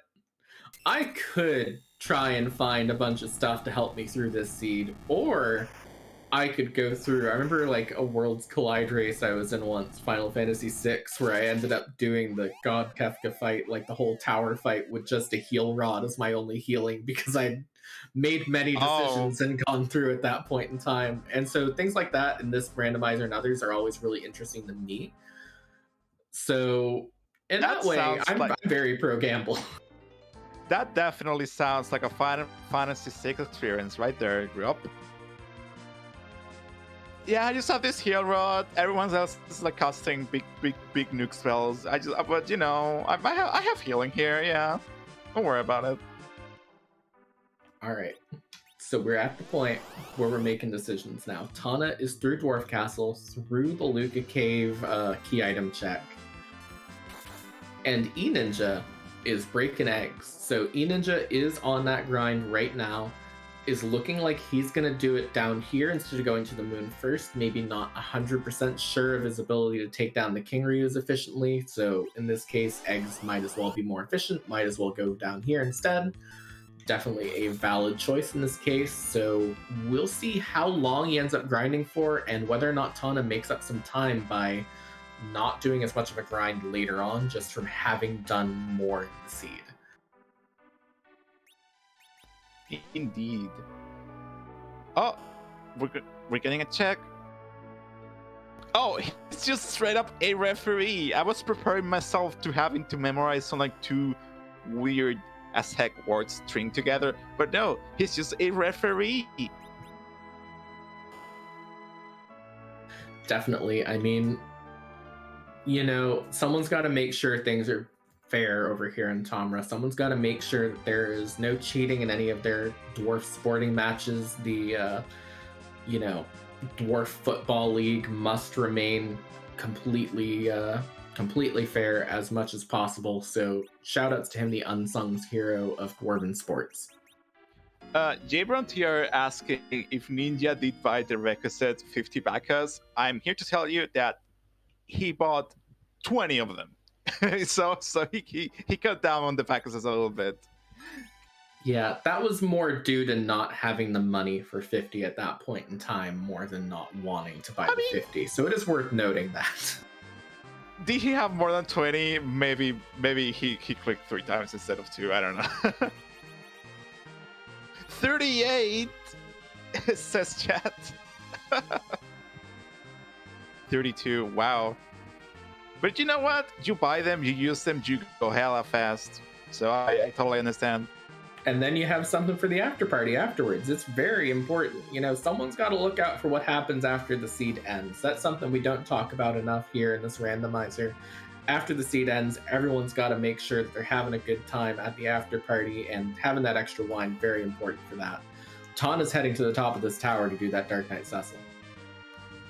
I mean, finally, we're gonna see what is hiding behind this Dark Knight Cecil. I've got a feeling in my gut that the rest of the key items are in the moon, but perhaps this is the twin harp that we have been waiting for. Yeah, realistically, the odds of this being something that Tahna wants it to be are actually not that good. He doesn't know that because we have a lot of knowledge that he doesn't have at this point in time, but we know that this needs to be exactly the harp, and there needs to be a boss behind that harp for this to have any value, or it needs to be something that leads to the harp. Say you do Pan and that leads down the harp chain. Say this is Rat Tail, you turn that in and grab a harp. Either way works. But if this doesn't lead to the harp, then it ends up being, unfortunately, a dud of a check. Here's the thing, though, with the boss hunt format that this tournament has brought. I don't really care, in quotations, if it's a rat tail or the pan or, you know, anything else. I just want more key items that open bosses. As soon as I get my 10 key items, I'm good, I'm set. I just want more bosses, you know? So the only thing that Tahna will find useful, in quotations, is just gonna be a twin harp or a rat tail that leads to a twin harp, I guess. Yeah, absolutely. I mean, we haven't seen the Darkness Crystal on Tahna's side. Well, there is that rat tail. We kind of know that if it is the pan, then he's sort of uniquely equipped to do that pan anyways, because he'll need to at some point in time to get to the moon, which we know probably has some value of some sort. I'm not sure it's possible to not get Darkness Crystal in this seed at this point in time with the bosses we have left. I'm pretty sure it isn't. So even if we land a pan, you know, Tahna will probably end up doing that as long as he hasn't turned in Sheila 1 already. I mean, yeah, eventually he's gonna get funneled into the Darkness Crystal, because that's how this randomizer works, you know? you eventually run out of options and you just have to do what you have to do to clear the seed. But the issue is how soon you do it in comparison to the opponent Eninja. And Eninja is zooming. Eninja is already on his way to the moon. So we'll see if Tahna decides to head down to Sylph Cave first and do a cheeky Sheila 1 check, or if Tahna is gonna wait for the pan, which will be a critical decision for the flow of this race. Absolutely. I think one of the big sort of like defining characteristics of how this race has gone to me has been the order that our runners have gone through things. And I think that's sort of led to a lot of Eninja's lead right now. Is that Eninja kind of faded a lot of stuff that Tahna did early on when it was slower for Tahna to do it. That didn't lead to anything. And so because of that, we know that Eninja got through all those things faster and sort of made up time on the backside. Still did all of those dead checks, but did not need to spend as much time. But it's Golbez time. Golbez here is such a nice thing because this spot is tied for the highest physical attack power in the entire game. But Golbez doesn't punch. He slings spells at you. So you're pretty. I mean, the spells still can pack a punch, I think, but not that much of a punch. So you're good right now for the most part, thankfully.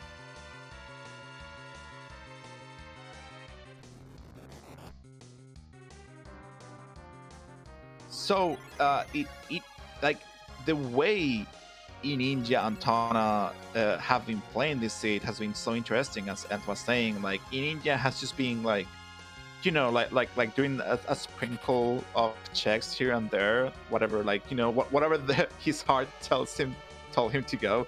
Meanwhile, Tahna has been like extremely methodical, just like sweeping checks and seeing what he can find. And both playstyles are equally as valid, but sometimes one favors the other depending on the key item and boss distribution on the seed, and I think that's really interesting to see. Absolutely. I sort of conceive it as being like a gamble in a way. When you are committing to clearing a lot of the seed, you are taking a gamble that you're going to find something that you need early on. And when you don't find that thing early on, this is unfortunately what happens. Your opponent ends up with the lead. Even if they go back later to check that stuff, suddenly your advantage has disappeared because you didn't get through those checks as quickly. And that's just going to be the story here. Eninja is having some trouble with this Golbez fight right now, unfortunately, but I think it's stabilized. Trouble is subjective, because I just see a Kane zooming with that pagan stick doing 4.5 to 5k each half a second and reflecting spells. That was beautiful to see. Wonderful. And the pang is up here already, so Tahna needs to do that Sheila 1 check. Oh wait, no, it's not the Pega stick, it's a white spear. Never mind. Yeah, Eninja doesn't have the adamant rock because Eninja hasn't done the brown basement. And Golbez is weak to holy damage. Whoops. Thanks, chat.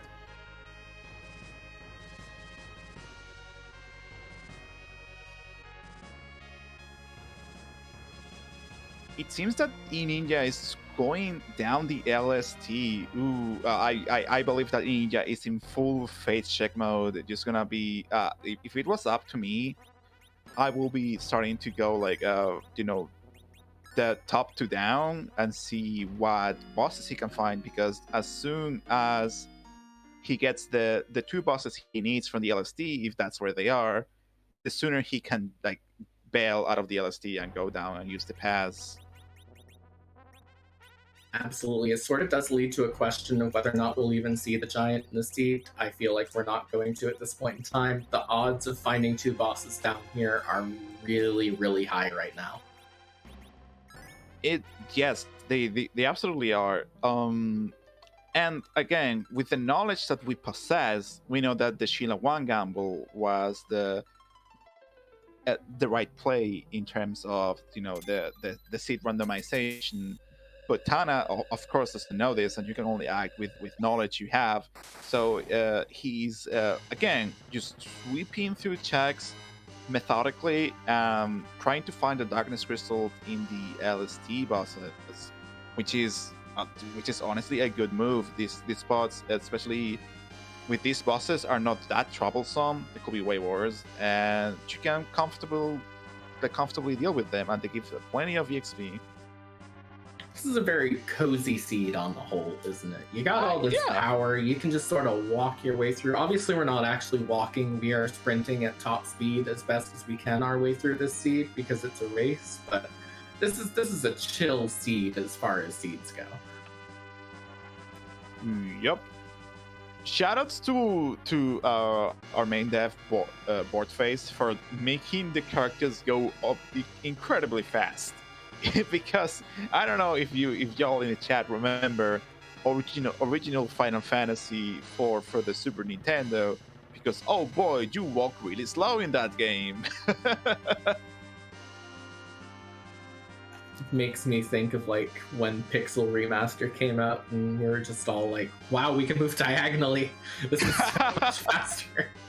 And we can sprint. Finally, all the power is within our grasp. Eninja's reached the bottom of the moon. It's boss check time. Didn't check Crystal Sword Altar on the way down, but perhaps if it's kind of like out of the way. So if whatever he needs is down here, he doesn't need to get out of the way. So I totally understand that decision. Absolutely. That is Plague. That is Zonk number 1. Let's see what's in this ribbon room. This is the highest XP spot, so this would be a great place to find one of our bosses. That's an antlion. That is not one of our bosses. That's number 2 out of the way. Ooh, the plot thickens. It could be on the giant, perhaps. Maybe even CPU. We don't know yet. Yeah, and I think that's worth noting too, is that Tahna is not out of this race yet. Eninja does have a sizable lead, but Eninja only has a sizable lead if things work out in the right way. Things are very likely to work out in the right way, but there is every chance that things work out in exactly the wrong way for this strategy. So it's still in a little bit of limbo there. There's Leviathan. There is our first actually required boss out of these moon bosses. Yup, out of these LST bosses, here's Leviathan. I mean, we're still checking the other spots here in the LST to see if we get lucky with one of the other 2 fiends, but still. The thing is that as the pool of bosses gets smaller, so are the places they can hide. That includes Package or Twin Harp. And who knows where Twin Harp is, and are you really checking Package? Oof. So if the bosses are not here, I mean, the next spot is the giant, right? But if they're not in the giant, so you keep going down the tiers of like, do I want to do this? No, but I gotta, until you get to the Package.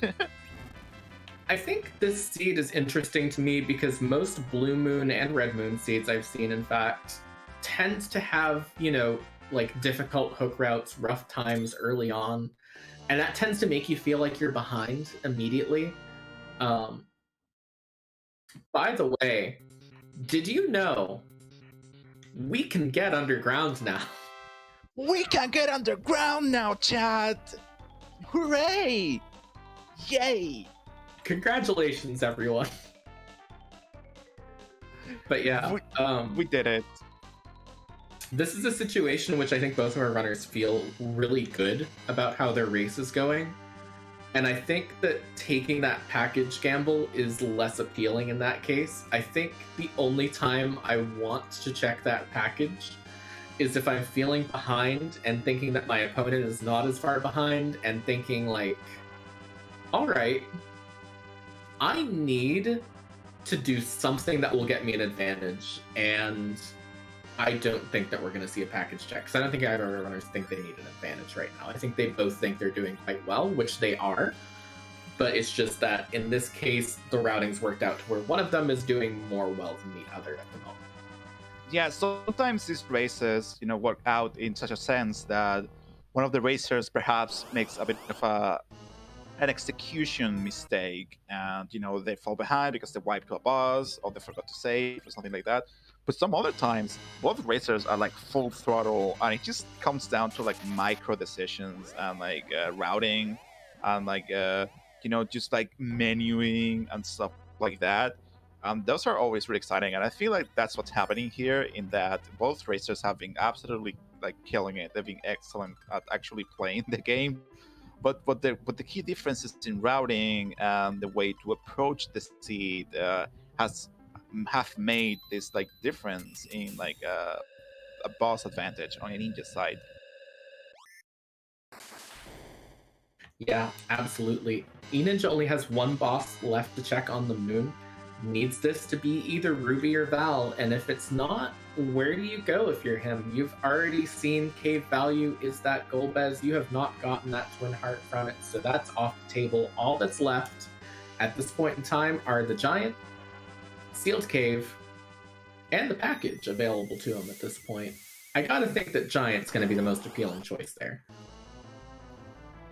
Yup, that's yeah. I mean, the giant is two bosses. Here's the thing about giant though, like I would be tempted to go down the seal cave personally, because here's my thought process on the giant. If it's the element spot, great, you just like do it. But if it's not, you just watch a cutscene and walk all the way down the giant, so you feel like forced, like you committed to the giant, so you have to defeat elements and get through CPU to check what's at CPU. Meanwhile, Sealed Cave is a check. Sure, it's a little lengthy, but halfway through the check, if it's not what you're looking for, you reset out. I guess it's like a balance, and you have to balance your options to see which one is more appealing to you. But for me, I will go down the Sealed Cave at this point, personally. I think that's probably the safer bet of them. The only reason why I personally would pick Giant in that situation is because I just like using the Giant to get back down to Earth from the moon where possible. Because it tends to just, I mean, you're going to be in that cutscene to go back anyways. You might as well hit the NPC while you're already on the whale. But it probably is faster in this case to just go to Sealed Cave. And it looks like Eninja is going to be checking the package instead. Interesting. I really like that. Like sure, again, the boss could be elements, but if it's not elements, it's like a coin flip. I mean, it's not a coin flip, but it feels like one. And if it's not elements, it's like I guess I gotta stick through it. And this is lengthy, but there's only one check. It's a bit of a gamble as always, but we'll see if it pays off. Yeah, definitely. But the clock is ticking. This is where Tahna can make up his time. If he happens to find something that Eninja has not, if he decides to check these bosses instead of going up and clearing out the moon, this could be the catch-up point here. This is still not a decided race. Every check that Eninja makes that ends up being the wrong check is a chance for Tahna to catch up time. And here's the thing though, it's like if like Golbez is right there at the Bahamut spot, and that's in plain sight. If Tahna just checks Golbez and then like jumps out of the moon and checks some like the right checks, we could still have like dual Zemus on screens, but it has to be the exact checks where the bosses are hiding, and we'll see if package is one of them. It's like a nail biter. It's real tense.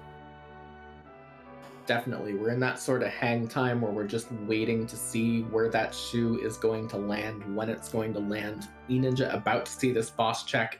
Tahna about to raise the whale and start doing his boss checks. Has already done his grind as well. Just needs to run through that subterrane. Big question is, does Tahna take those other bosses, maybe hoping to spike that twin heart? There is Val. There Eninja has chosen correctly. Eninja is in go mode.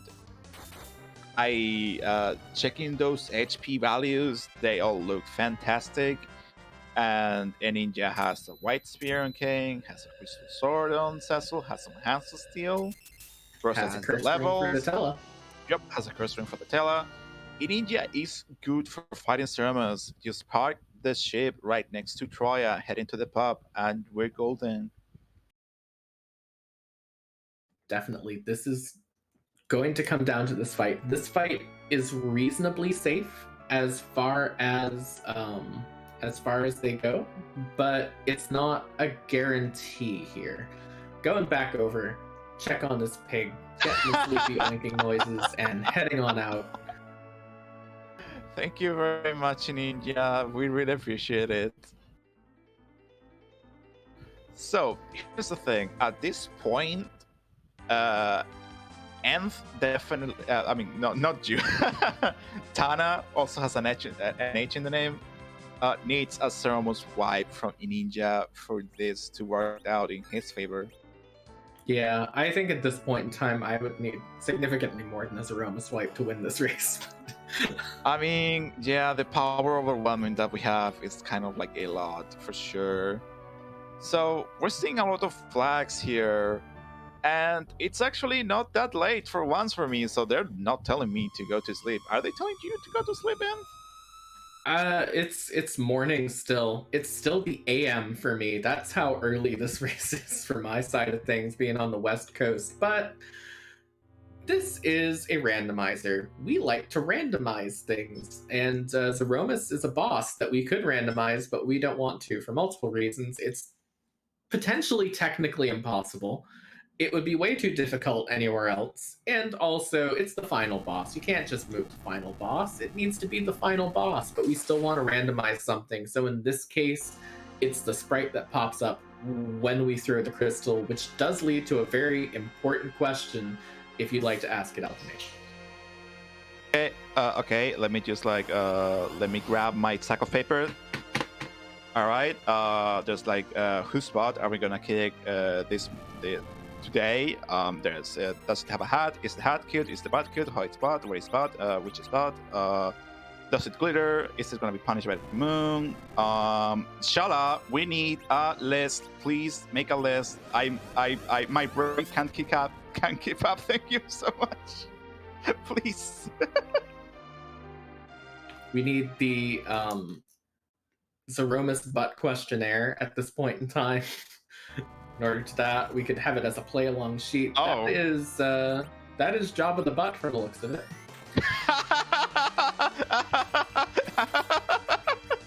I don't know. I'm thinking Jabba the Butt. Listen, I am very easily amused. So Eninja is in this fight. Tahna has unfortunately had some problems with that Golbez. Is going to reset and head back in. But this fight is pretty safe. We have a lot of levels on Eninja's side. I'm not sure if fully powered Big Bang takes out anyone. The counter nuke lands on Cecil. That's fine. He probably lives perfectly free. We're in really good shape. This is just a matter of how quickly can he get through. There is still chances that, say, a badly timed combo platter could take him out, but this is looking really good on Eninja's side. Shout out to Tella casting Cure for single target on Cecil, because Cure for heals full HP no matter what. Yay, Tella, you did it. Now you can take a nap. Thank you very much for your service. Honestly, I'm not sure this first Big Bang is going to even take Tella out. I don't think it will. Yeah, actually, now that you mention it, it must be a really bad roll for that to happen. There he goes. That was wrong. But also, with that stack of Baxes, Eninja was able to set up the Tri-Circuit play instantly. And every time a black hole comes out, you don't need to keep reapplying Berserk with your White Mages, well, White Mage and Tella. You just pop more Bacchuses and keep Rosa killing. This fight so far, unless we get any nasty surprises, is stable. Absolutely. It's really just a matter of running down all this HP. You know, it might be tempting to try and do some damage with Rosa here just to make the fight go a little bit quicker, but honestly, it probably won't help. The safety is worth the potential couple of seconds that you might shave off by having Rosa throw out an attack, and honestly, I'm not even sure it would save time. It's probably just going to take up actions that your Berserkers could otherwise be taking. This is where, by the way, if you're new to Final Fantasy IV for the Super Nintendo Entertainment System, Berserkers are broken. They tend to cheat and skip the queue, and so that's why we are just now getting to Medio with Zeroma's doing basically nothing this whole fight. Whoop. That's gonna be a GG for Eninja as he finishes the fight with a time of 1 hour 29 minutes 16 seconds. Good work, Eninja. Saved from elimination and moving forward to the championship of the Blue Moon Waning bracket.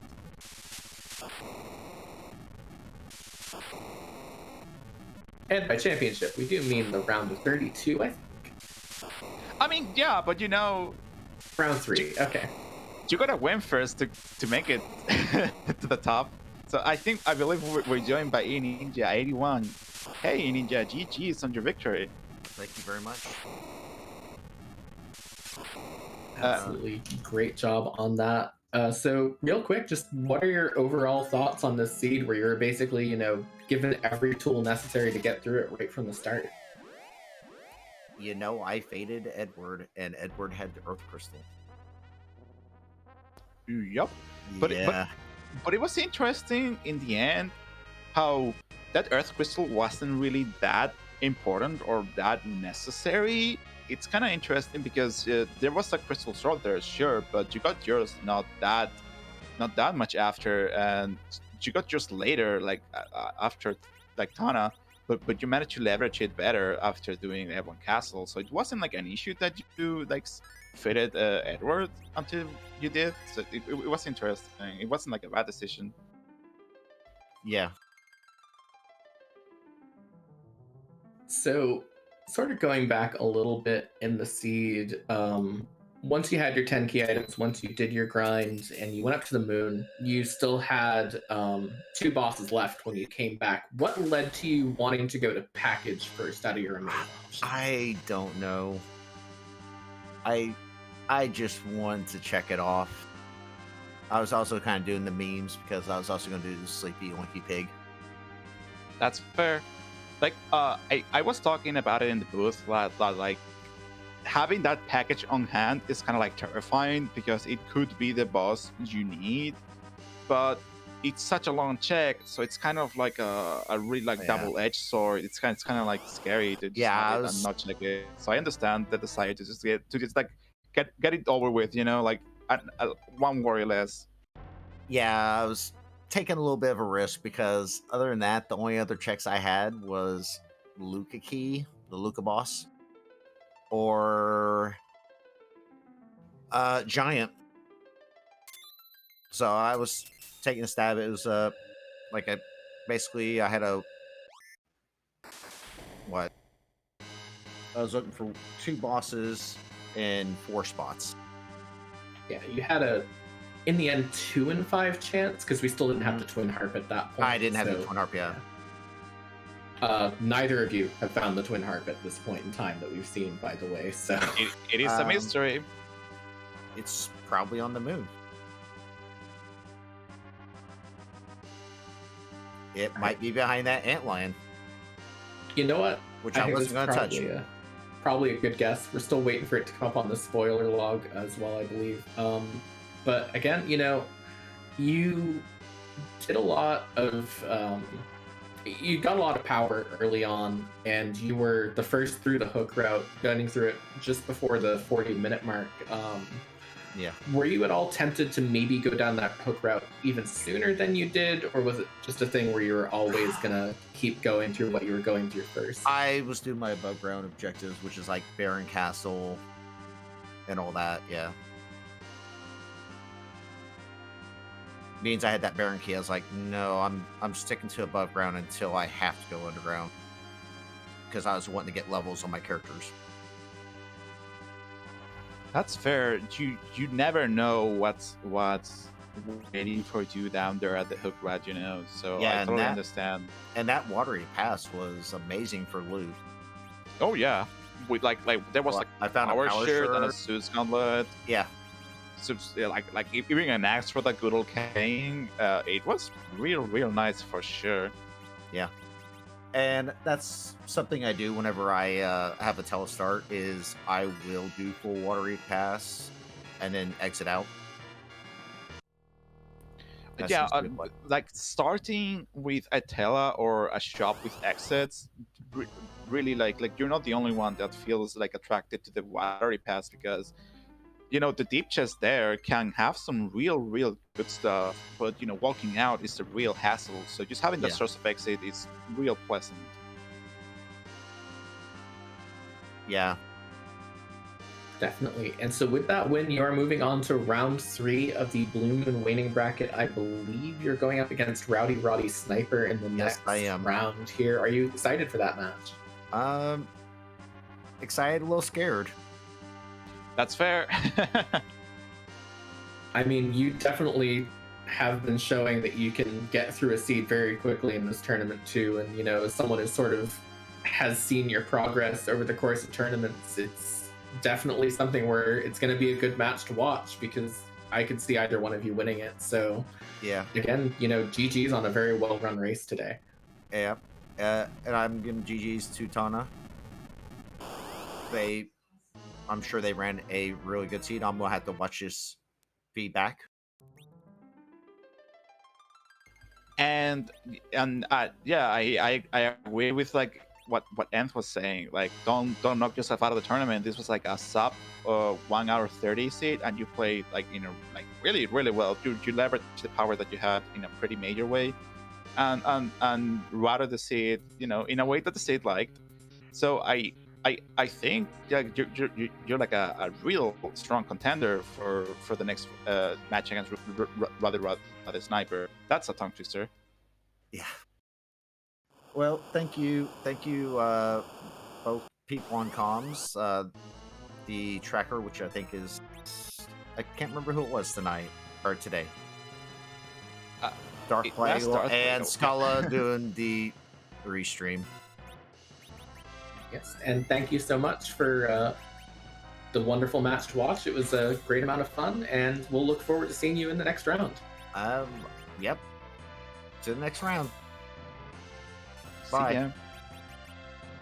All right, and so with that, we go back to the ongoing race still in progress. Tahna has now found this Leviathan here at the Ogopogo spot. We did also find, through the spoiler log for anyone who was curious, that harp is actually behind that plague at the plague spot. So if you want to get your dose of vanilla, you get a free harp for it in this particular case, but I don't think that's likely for either runner at this point in time. Tahna just needs to get through these last few checks here, and then he'll be on his way, I expect, very shortly. It's kind of like I can't believe this seed hiding the twin heart behind such an obnoxious plague spot. Like I want to see the racers make the decision. It's a fun decision, like with the package, but no, it has to be buried deep in the LSD. Yeah, I mean, that's so weird. I don't think we've seen Ruby anywhere, by the way. That was asked in chat.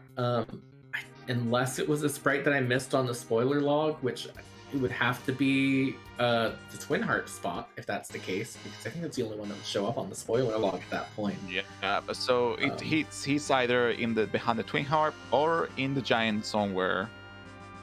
We'll see where Nth goes. Again, I listen. There's a T, there's an H, and there's an N. My eyes do a thing.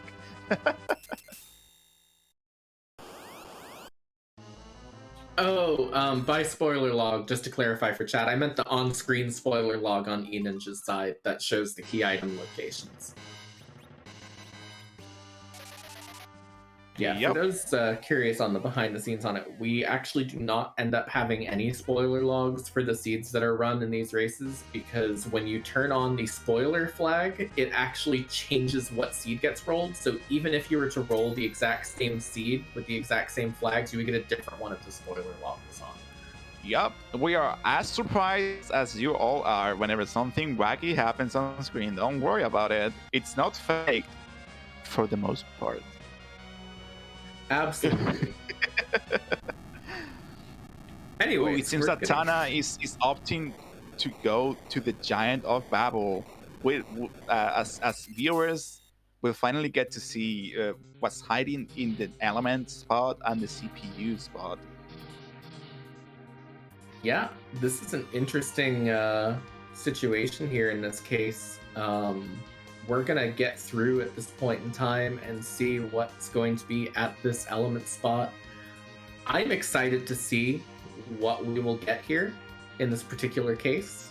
And yeah, this could be the Ruby, this could be the other path forward, or this could be a dud, in which case it's a question of where does Tahna go next? You know, how long do you put off that package? Yeah, I mean, I'm hoping that Ruby Kante is hiding at the element spot, so Tahna doesn't have to like dig real deep in the giant for the CPU.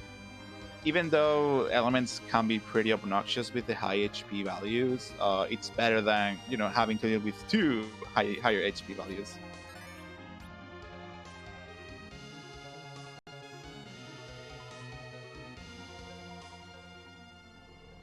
Absolutely. So we're about to hit the element spot. That is Evil Wall. That's not what you want to see at all. That is not the Ruby Kante. That is, I'm tempted to reset and not see what's at CPU, just because I don't want to deal with this. It's not difficult, but it's annoying to get through at this point in time. Not really punching that hard. This is actually pretty free because we have the damage to get through, but you're hoping for something that's a bit less annoying at this point. Yeah, it's more of a like the thing is that this fight might take longer, so the crush phase might be a bit of an issue. But with the power that we are leveraging, with Cecil swinging for 7,000 a hit, I think Tahna will be fine. But if you were to come here earlier, sure, Evil Wall doesn't punch this hard, but Evil Wall chains turns together, and Evil Wall gets to crushing you real quickly if you're not careful. Absolutely, and we're blitzing through this HP pretty quickly. That's another 6,900 from Cecil, another 3,100 from Kane, Ed swinging for 3,700. This spot, I believe, is the highest HP spot in the game that's not the Zemus fight, and it's cheating with changing the amount of HP it has. So yeah, this is still going to take a while regardless. Yeah, indeed.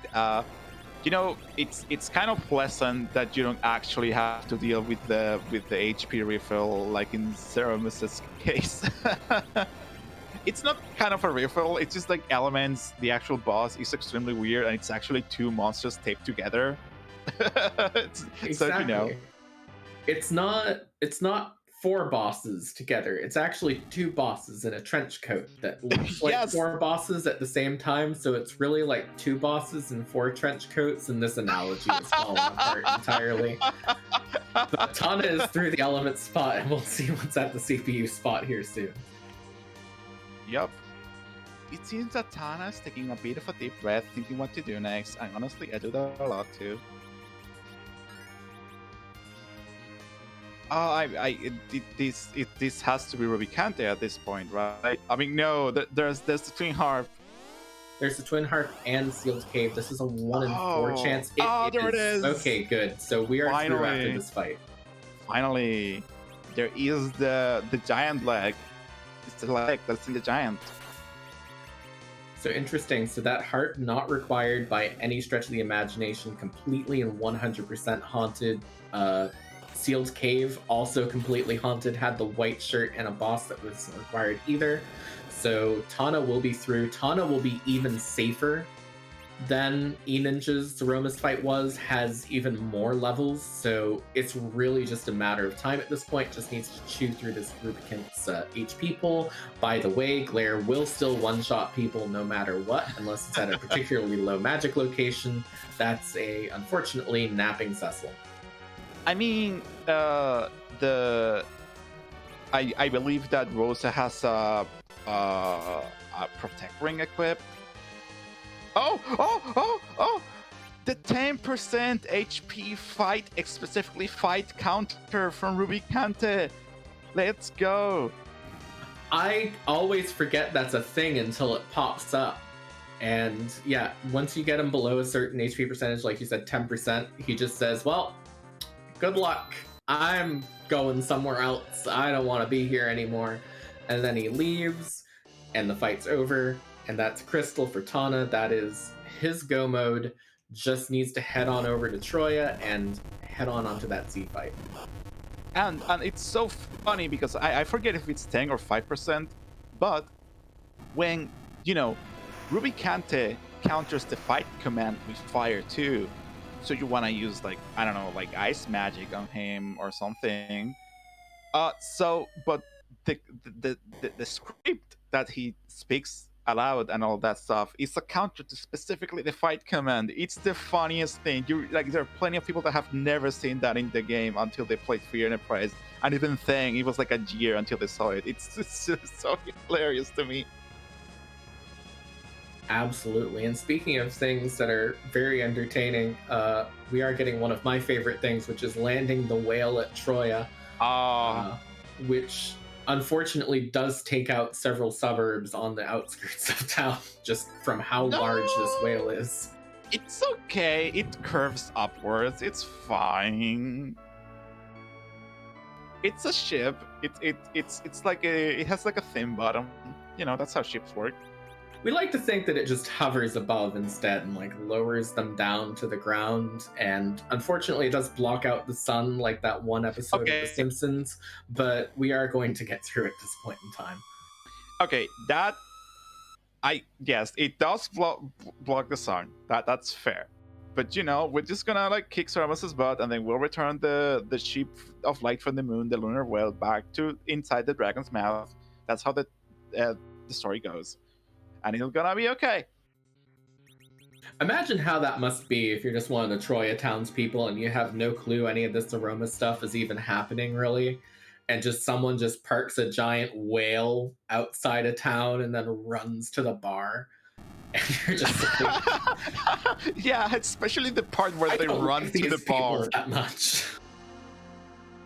It's like, because in the vanilla game, they know about Golbez and the crystals and all that jazz, but they don't know about Ceremus and the lunar whale and stuff like that. Maybe someone tells them at the end, but you just like go ahead and park that ginormous spaceship right then and there. People are gonna be pretty confused. Exactly, but what will not be confusing is this Zeromus fight. This is one of the most straightforward potential Zeromus fights here. The crystal is getting thrown out. We're going to be getting into this Jabamus again very, very soon. And it'll just be time to berserk everyone up, drink a lot of Bacchus wines, and get going over on Tahna's side. Those HP values on Tahna's side are even safer than Eninja's. I foresee no issues in these Ceremus fight. Even a one-blow combo of Big Bang into Meteor might be a non-issue with these powerful HP values. Yeah, definitely. I don't think it's possible for a full-powered Big Bang to knock out any of these characters unless there just is no healing at all, which I doubt. I mean, you could probably quad Zerk this party and take it down faster. The only real thing is we don't have any weapons for Rosa, so it wouldn't really get us anywhere, but it is a possibility. Still darting things over on Edge's side, but has Kane and Cecil berserked up. Or, well, the berserk's coming here. You have a spoon in your inventory, also a white spear. Why not?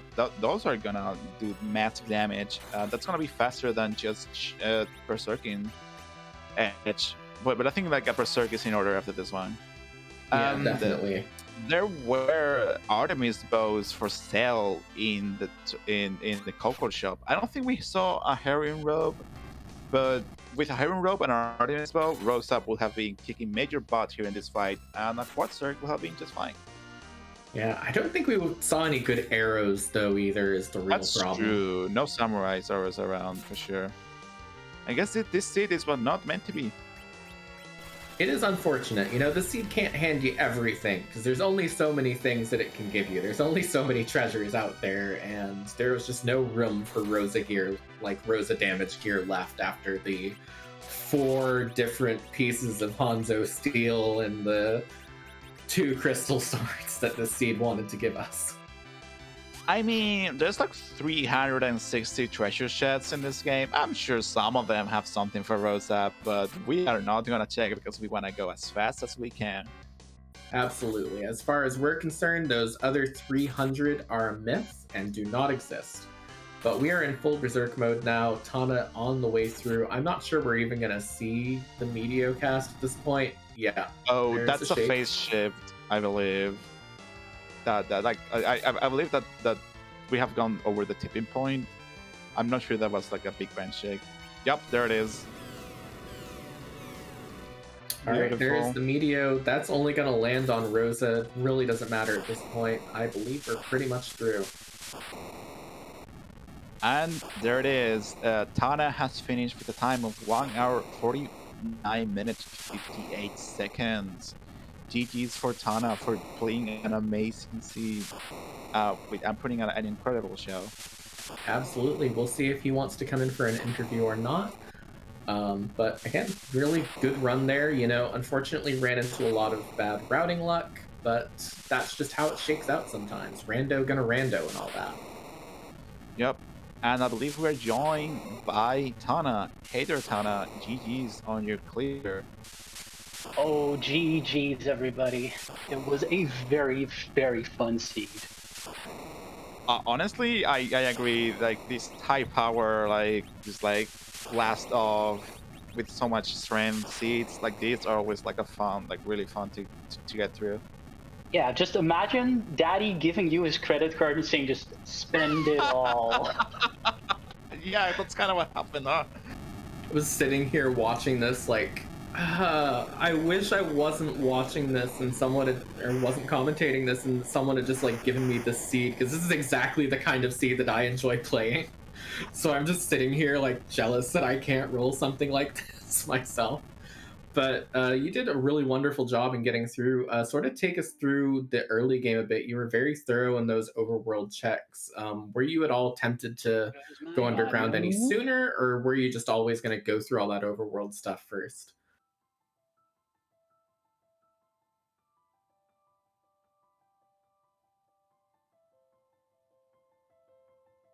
You might be muted.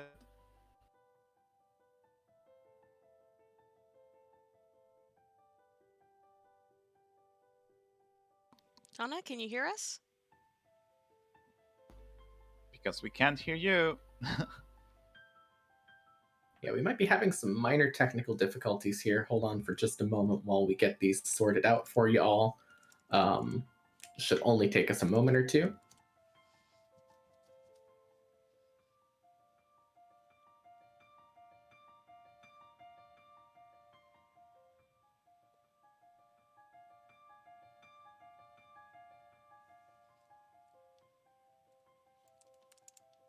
All right, so while we're getting that sorted out, it's worth noting that there are a lot of different matches that we have going on this afternoon. We will go over those sort of in detail once we are out of this interview.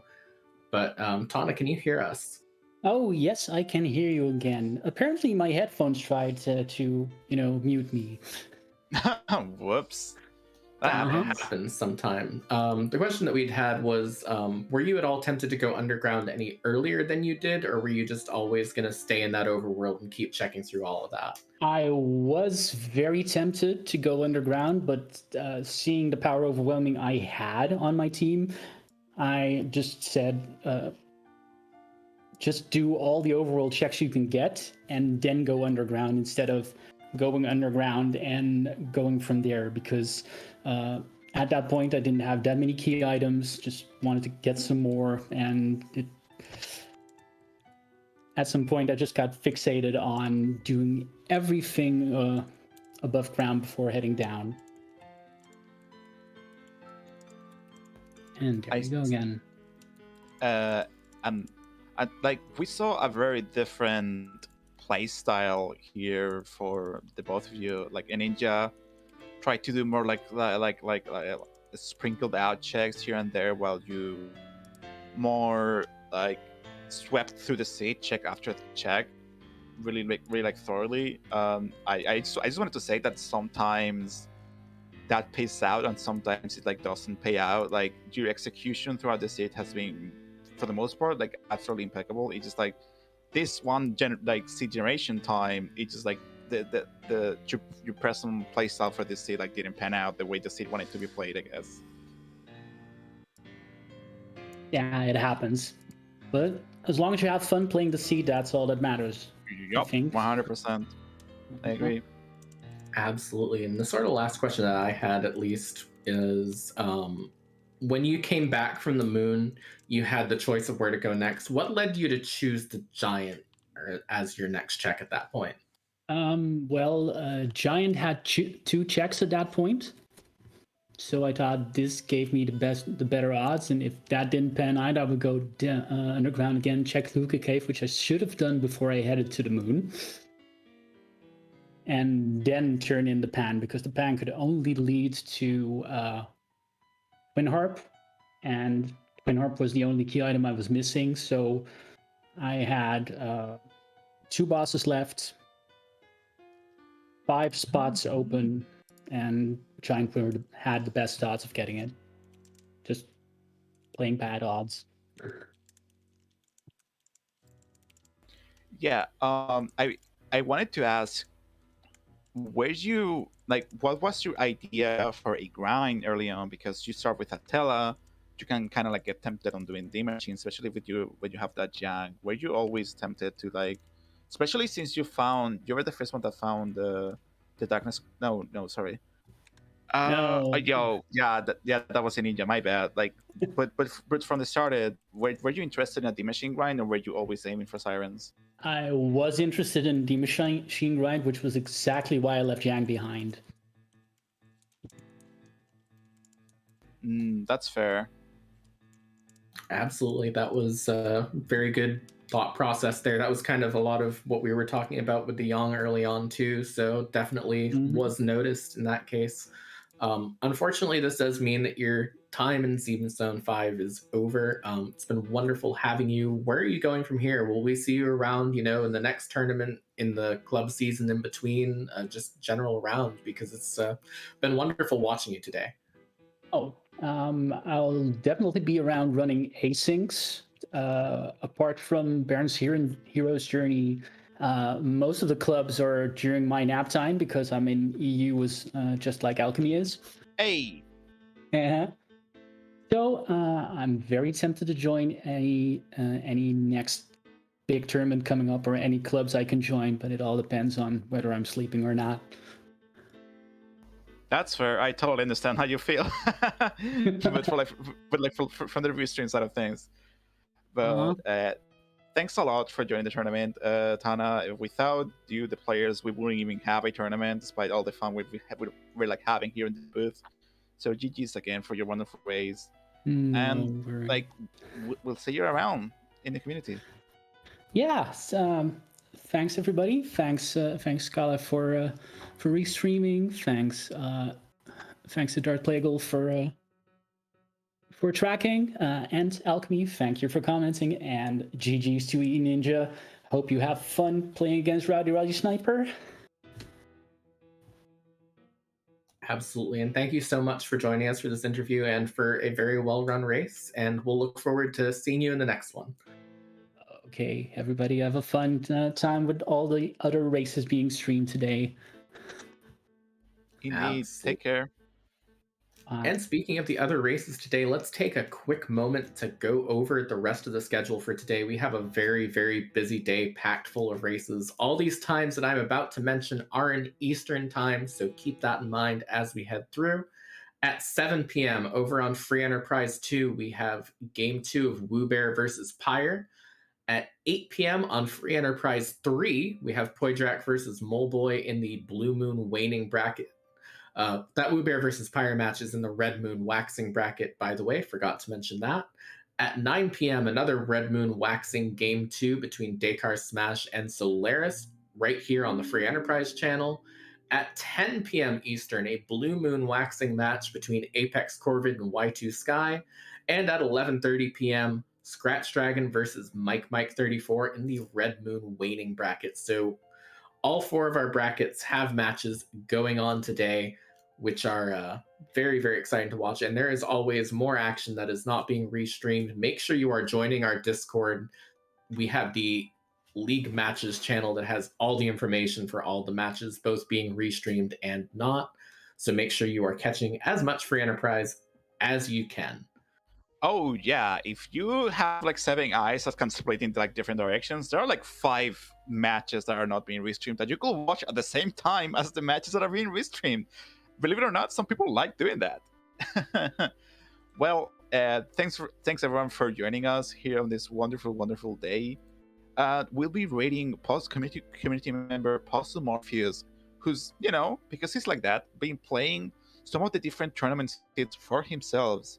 There are plans for Ribon versus McBain 1, Ribon versus McBain 2, and Funnelcles versus Noob3. So heads up, if you haven't watched any of those races and you want to, you know, be fresh on the seed, well, just be careful about that. Or, you know, you can watch him and then check those races with the foreknowledge and feel like a god with omniscient knowledge. That's always an option.